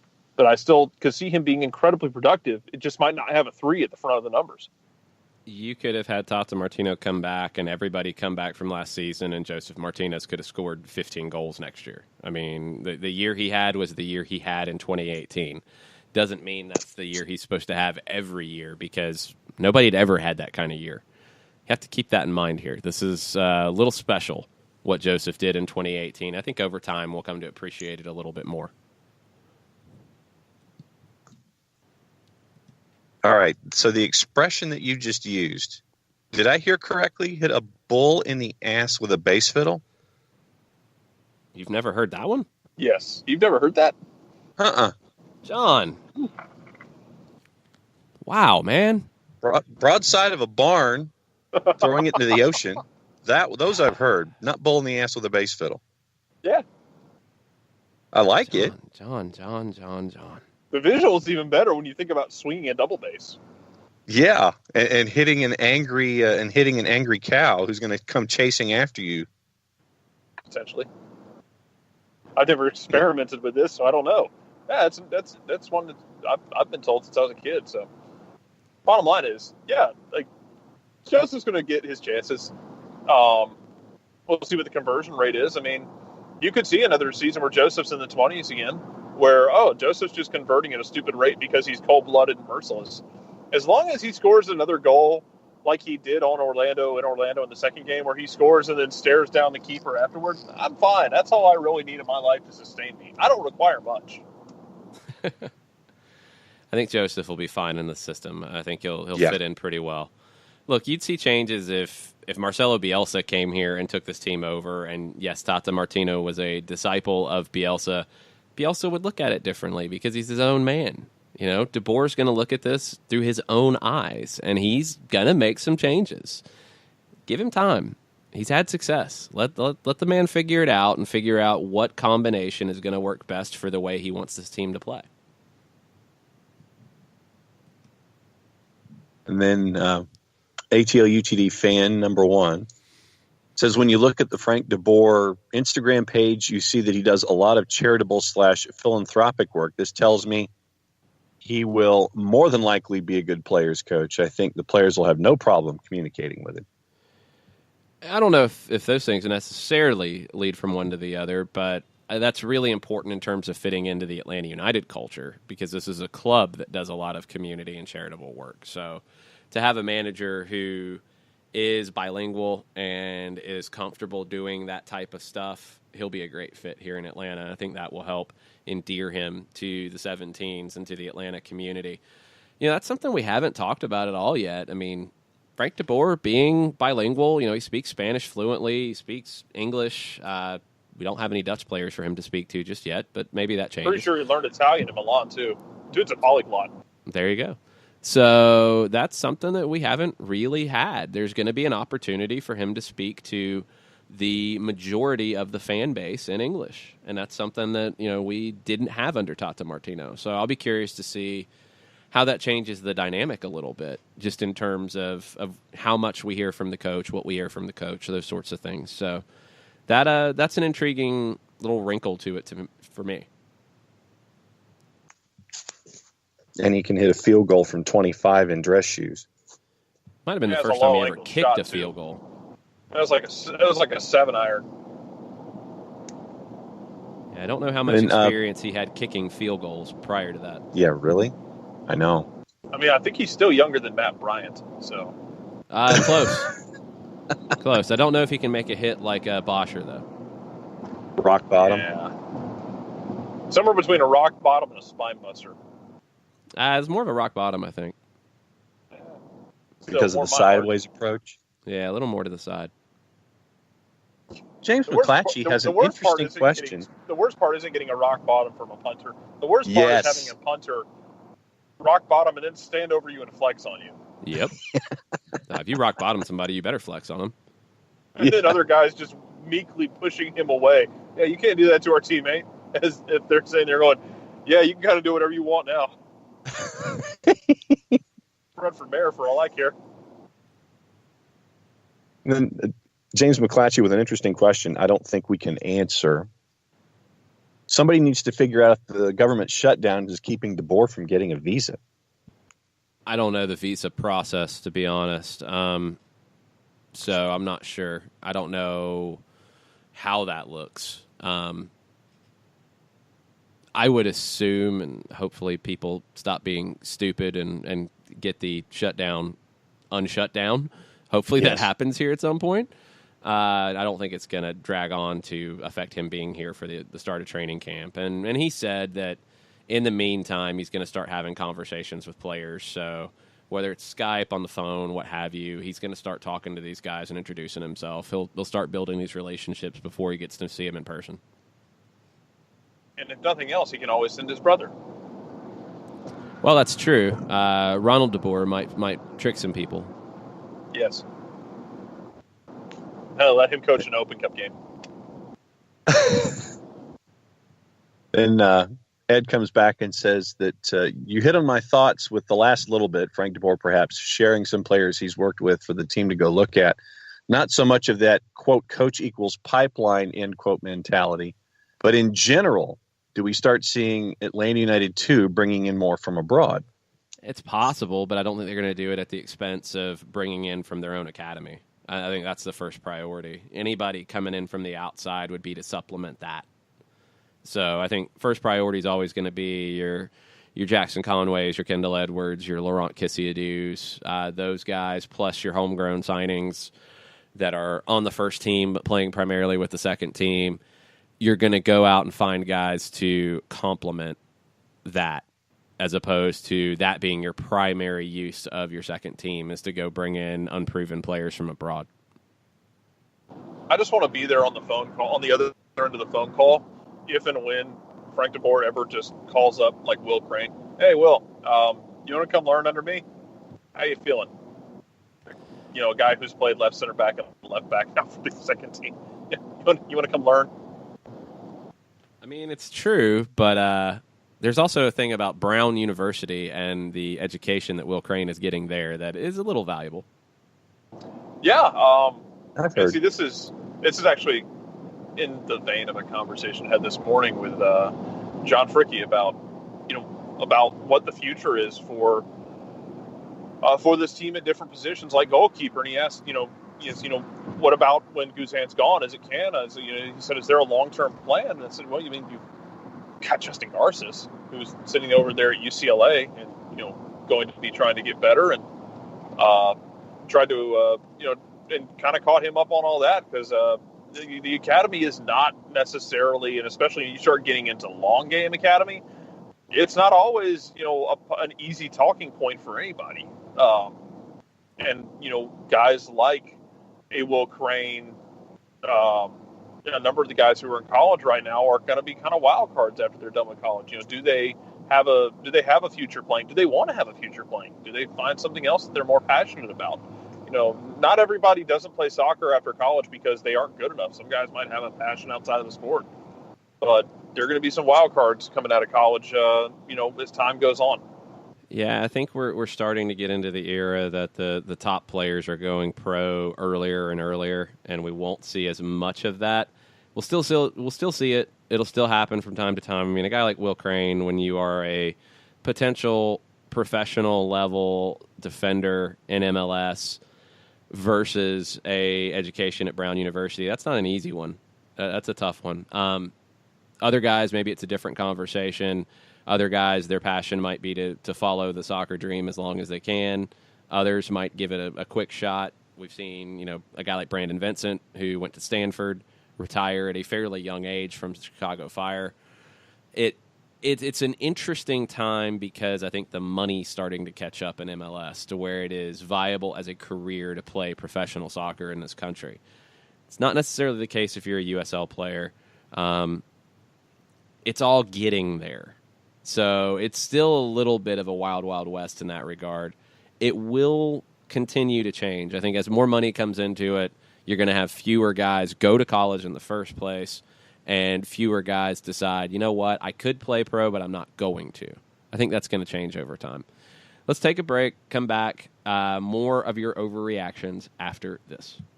Sweet strawberry icing. You're in Goodwill, and just past that vintage denim jacket you spot miniature donut earrings. You lean in. Ah, that's the scent of shopping success. Because at Goodwill, every item you buy funds local job training and more. So bring home those donut earrings and bring home so much good to your community. Goodwill. Bring good home. Brought to you by Goodwill and the Ad Council. Soccer Down Here is sponsored by Apolinski and Associates, LLC, personal injury lawyers with over 30 years of experience. Call Steve Apolinski at 518-350-4231 or email him at steve@aa-legal.com if you need help with a wrongful death or serious injury matter. Steve Apolinski is rated one of the top 100 trial attorneys in Georgia, recognized as Legal Elite by Georgia Trend magazine for being one of the most effective lawyers in Georgia. Hamilton was adopted from a rescue in 2008. He really likes to be around people. I get out my mat and I'm doing a downward dog and he's underneath. He's quite the pug about town. He gets invited to a lot of parties. He knows he's a pretty big deal. Look at this little face. How could you not love him? Hamilton the Pug, Instagram star and shelter pet. Amazing adoption stories start in shelters. Visit theshelterpetproject.org to find a pet near you. Brought to you by Maddie's Fund, the Humane Society of the United States, and the Ad Council. As a business owner, you know that every year brings new challenges and opportunities. The success of your business demands expertise and focus. And Country Financial can help you keep that focus by helping ensure you have the right insurance protection in place to meet your goals. Jason Wright can help you create a customized insurance plan that has coverages designed just for your business. Give Jason a call at 678-568-6871 or reach him on Facebook at Jason Wright Agency. Coverages vary by state. Policies issued by Country Mutual Insurance Company, Bloomington, Illinois.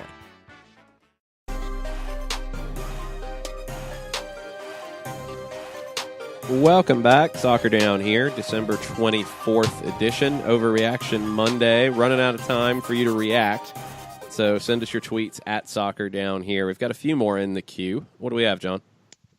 Shiva says that keeping the chemistry of the locker room and having a good relationship with the players that now have been with each other for 2 years will be key for the new manager.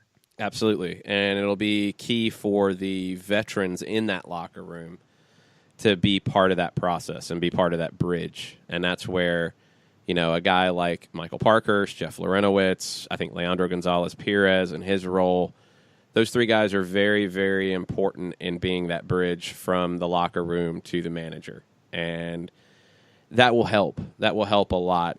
Frank DeBoer is a guy who, as a player, has been around the block, as a manager, has been around the block.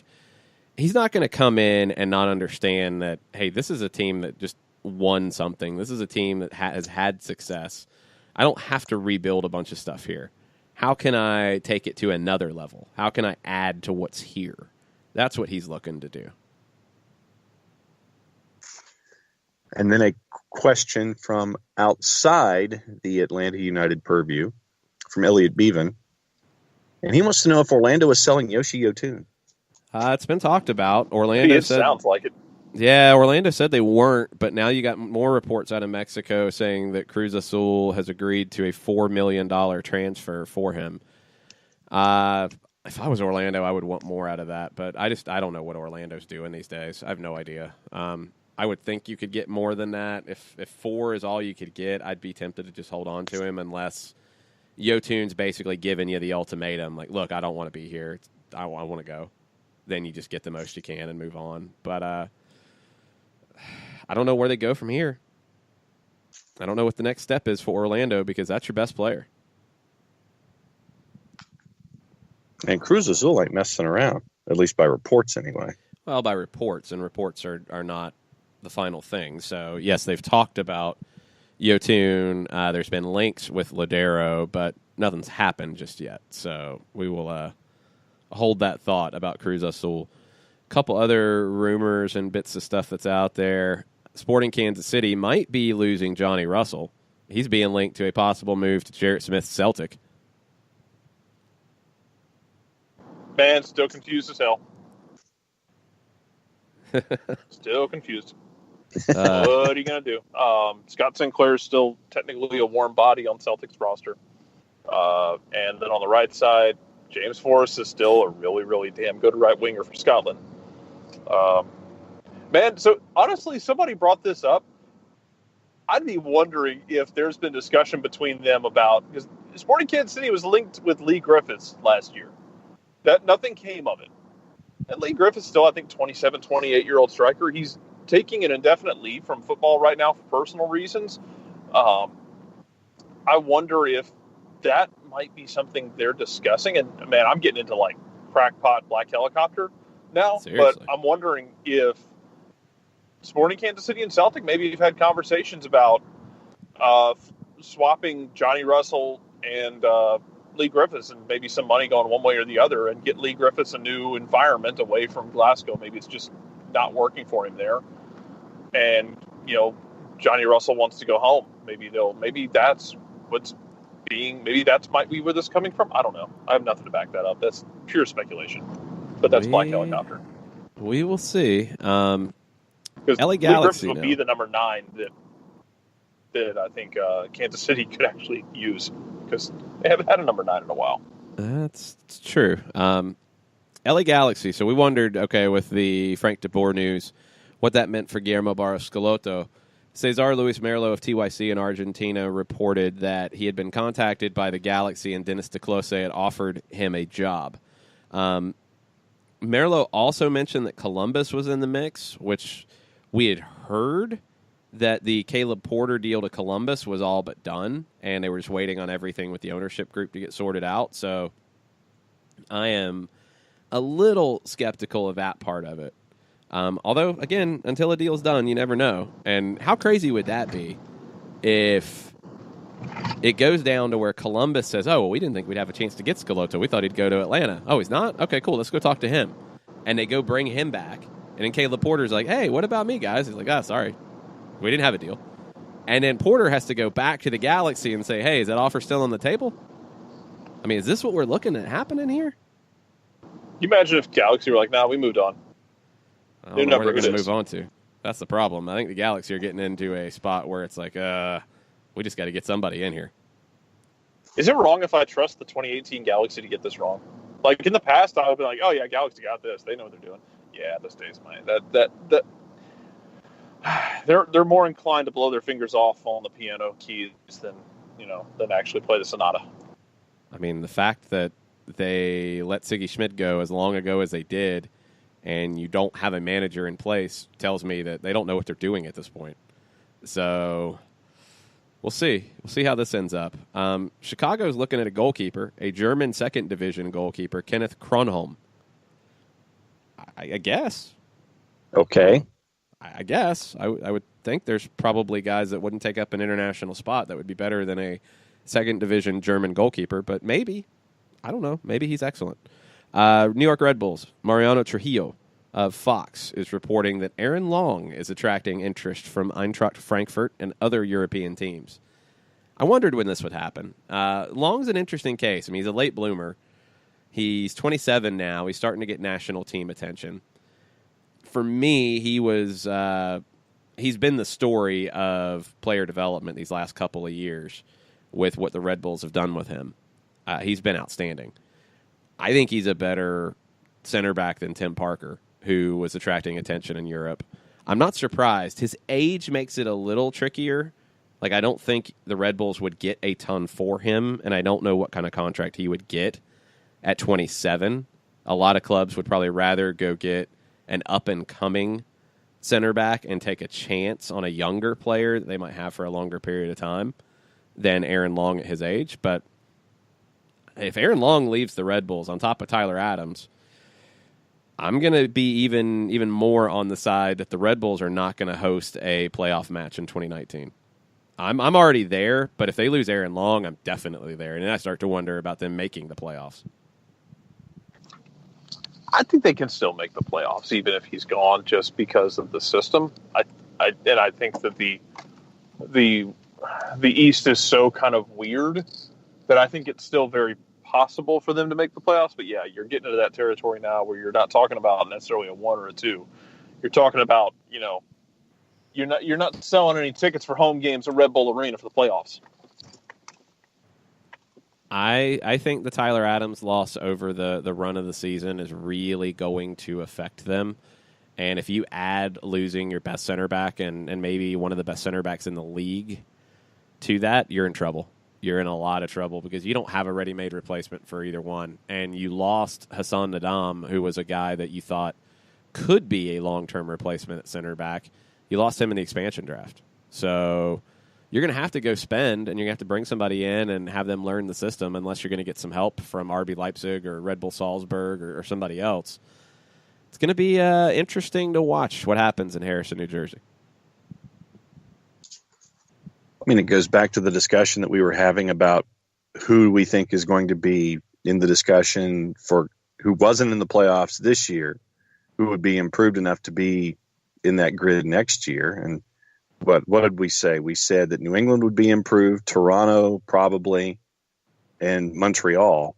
And so that's 3 on the verge, which means by rule we would have to kind of drop 3 out if we put in all 3. And I think that Red Bulls will be fighting for that 4, 5, 6, 7 with the losses at the back. If they lose Long, then you're talking about fighting at 5, 6, 7. I think if you just lose Adams, you're going to be good, not great. But if you lose Long on top of Adams, you've got a bigger problem. So we'll see. Let's take our final break. We'll come back and finish everything up on a Christmas Eve edition of Soccer Down Here. Stay with us. We'll be right back. The average time a resume spends on an HR manager's desk is 7 seconds, and most of them are tossed aside. Now imagine if one of those resumes belonged to Yasmin, who was living in a shelter, juggling 3 jobs. I had to be resilient.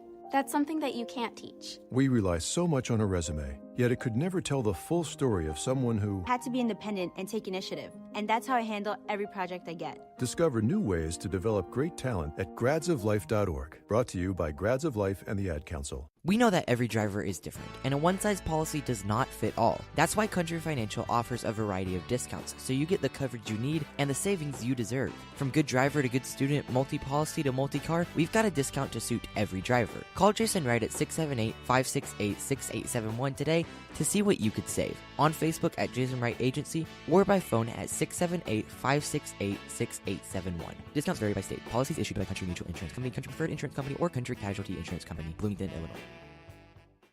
Hey, hon, what you doing with your phone? Taking pictures? No, I'm asking it questions. Like what? Hey, Bobo, do flowers have best friends? I'm sorry. I'm afraid I don't know that.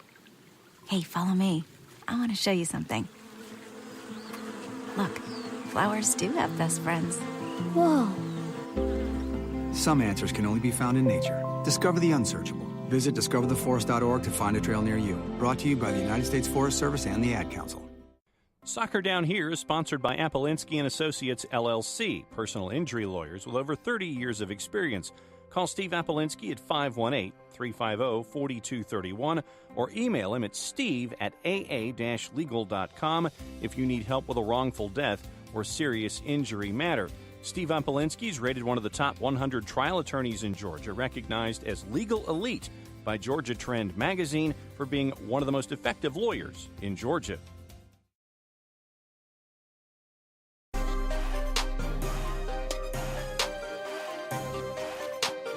Final segment, Soccer Down Here, Christmas Eve edition of an Overreaction Monday. Thanks for all of your reactions on a Monday. We really, really appreciate it. I'm good with where Atlanta United's headed. I think this was another bold move and from a club that makes bold moves. And I love the connections to Ajax. I love what that could mean for player development with this club. And I think having a manager who is comfortable giving young players opportunities and helping them find that next level is a very important part of what we want Atlanta United to be and what we want Major League Soccer to be. Now, over time, I'm with everybody in that I want to see you get to a point where it's not just about developing young talent and then selling it on. It is about developing young talent to develop young talent to play for your club for their whole career. And you'll see some of that. That'll happen. That happens at Ajax. That happens everywhere. But this is a business, and you're going to have players, come in, develop, and move on. What's the thing that a lot of people say in a variety of sports? It was coming up yesterday, some of the different conversations around the NFL. You want to move on from a player a year before you should. That's kind of the idea, to get the most out of them. And when you're looking at contracts and values in soccer, it's the same thing. You want to find the right time to sell where you're going to max your value, but you're also not going to regret it at the end and think, man, if I'd kept him for 2 more years, we would have done this. It's tough, and you don't always get it right. But that's something that Frank de Boer, it's intrinsic to his time as a player and as a manager at Ajax. And it'll be something that will help this club as it continues to take the next level. Something else that if the 17s wanted to bring this over as kind of a tribute to de Boer and his time here, it was something that was done at Ajax games when de Boer was a manager there. It's a fairly recent tradition, but it's one of my favorites in world soccer. So if you've never seen it, I highly recommend going to YouTube and searching Ajax 3 Little Birds. Yes, the Bob Marley song. It's become a staple from the supporters groups there. It started in 2008 when Ajax was playing a friendly in Wales against Cardiff City. And the DJ was trying to pick music to fit both teams and decided to go with some reggae because everybody loves reggae. We all love reggae. We know this. And Bob Marley's universal. So they played it, and the supporters started singing it. The traveling supporters from Ajax started singing it. They brought it back. They've been singing it, and they always do it as the players come back for the second half. It's kind of a cool thing. And when you get a whole crowd singing that song, it's special. It's goosebumps. So I don't know. If y'all want to give that a go, I would fully co-sign it as a nice link with what Frank de Boer means to Ajax and now what he means to Atlanta United. It'd be kind of fun to see that happen. So practice up. Learn the words. And if we need to post them or send links, we'll definitely do that so folks have a reference point. That is very cool. People can Google. They can Google lyrics. I'm not printing out lyric sheets for you guys. I trust that you can figure this out. Use the Google machine, kids, and the YouTube machine. Yes. Have you both finished your Festivus shopping? Yeah. Bah humbug. Pretty much. The Grinch is my superhero. Which version? Oh, the cartoon Grinch. The Boris Karloff one? Yes, very much so. Because we've had, 7 remakes of the Grinch into an animatronic movie in the last 3 years? Only that many? Yeah. Feels low. And yes, it is the loudest snow ever. You deserve it for being the 7th remake in 3 years. Go back to the original, people. That is the only acceptable version of the Grinch. Period. No, there's End of story. Other versions that have been fine, but the original is the best one for sure. Yeah, it's just the same argument we have about Robin Hood all the time. The best Robin Hood is still Daffy Duck. Well, of course. Yeah, I was going to say, if you were going to say Kevin Costner, we're going to have fighting words. John gets bent out of shape about mayonnaise and aioli and Kevin Costner, apparently. And the Colonel says that's the only thing that he dips his fries in is mayo. I mean, hashtag some learning up to taste. I'll give it a go. It's not something that I'm like, oh, jeez. John, No. you don't try anything. We know this. This is nothing new. No, we, I don't. We all know this. No. We know. You're afraid of everything. See, and then John if it has goes his wrong, comfort zone. And if it goes wrong and you do it, then I know that it shouldn't have been done in the first place. But are you not trusting the Colonel? Colonel used the hashtag acquired taste. I'm going with that. That's whatever floats your boat.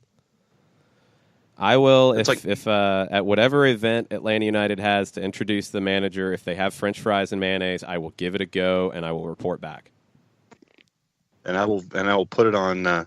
I'll put it on our Twitter feed. I'll shoot the Twitter video. Do it live. No, we're not TMZ Sports. No, it's just French fries and mayonnaise. It's not.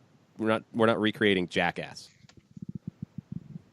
No, that'd be if you were on a unicycle sprinting through the gulch, doing it that way, trying to dip and drive at the same time. No dipping and driving. No, none of that. None of that's going to happen. We will see. I will consider some French fries and mayonnaise. Thanks for the shout out, folks. Thanks everybody for listening today. We really appreciate it. Thanks for spending part of your Christmas Eve with us. It means a lot. If you haven't had a chance to check out our Patreon page, a lot of people have, and thank you very much for doing that. We will be expanding into a lot of different stuff in 2019, and the way we're going to be able to do that is with your help. So check out patreon.com/soccerdownhere. We're going to have some exclusive stuff for you guys who are patrons, but also it's going to help us grow into adding a women's show, adding more content for you guys. That's what we want to do going forward.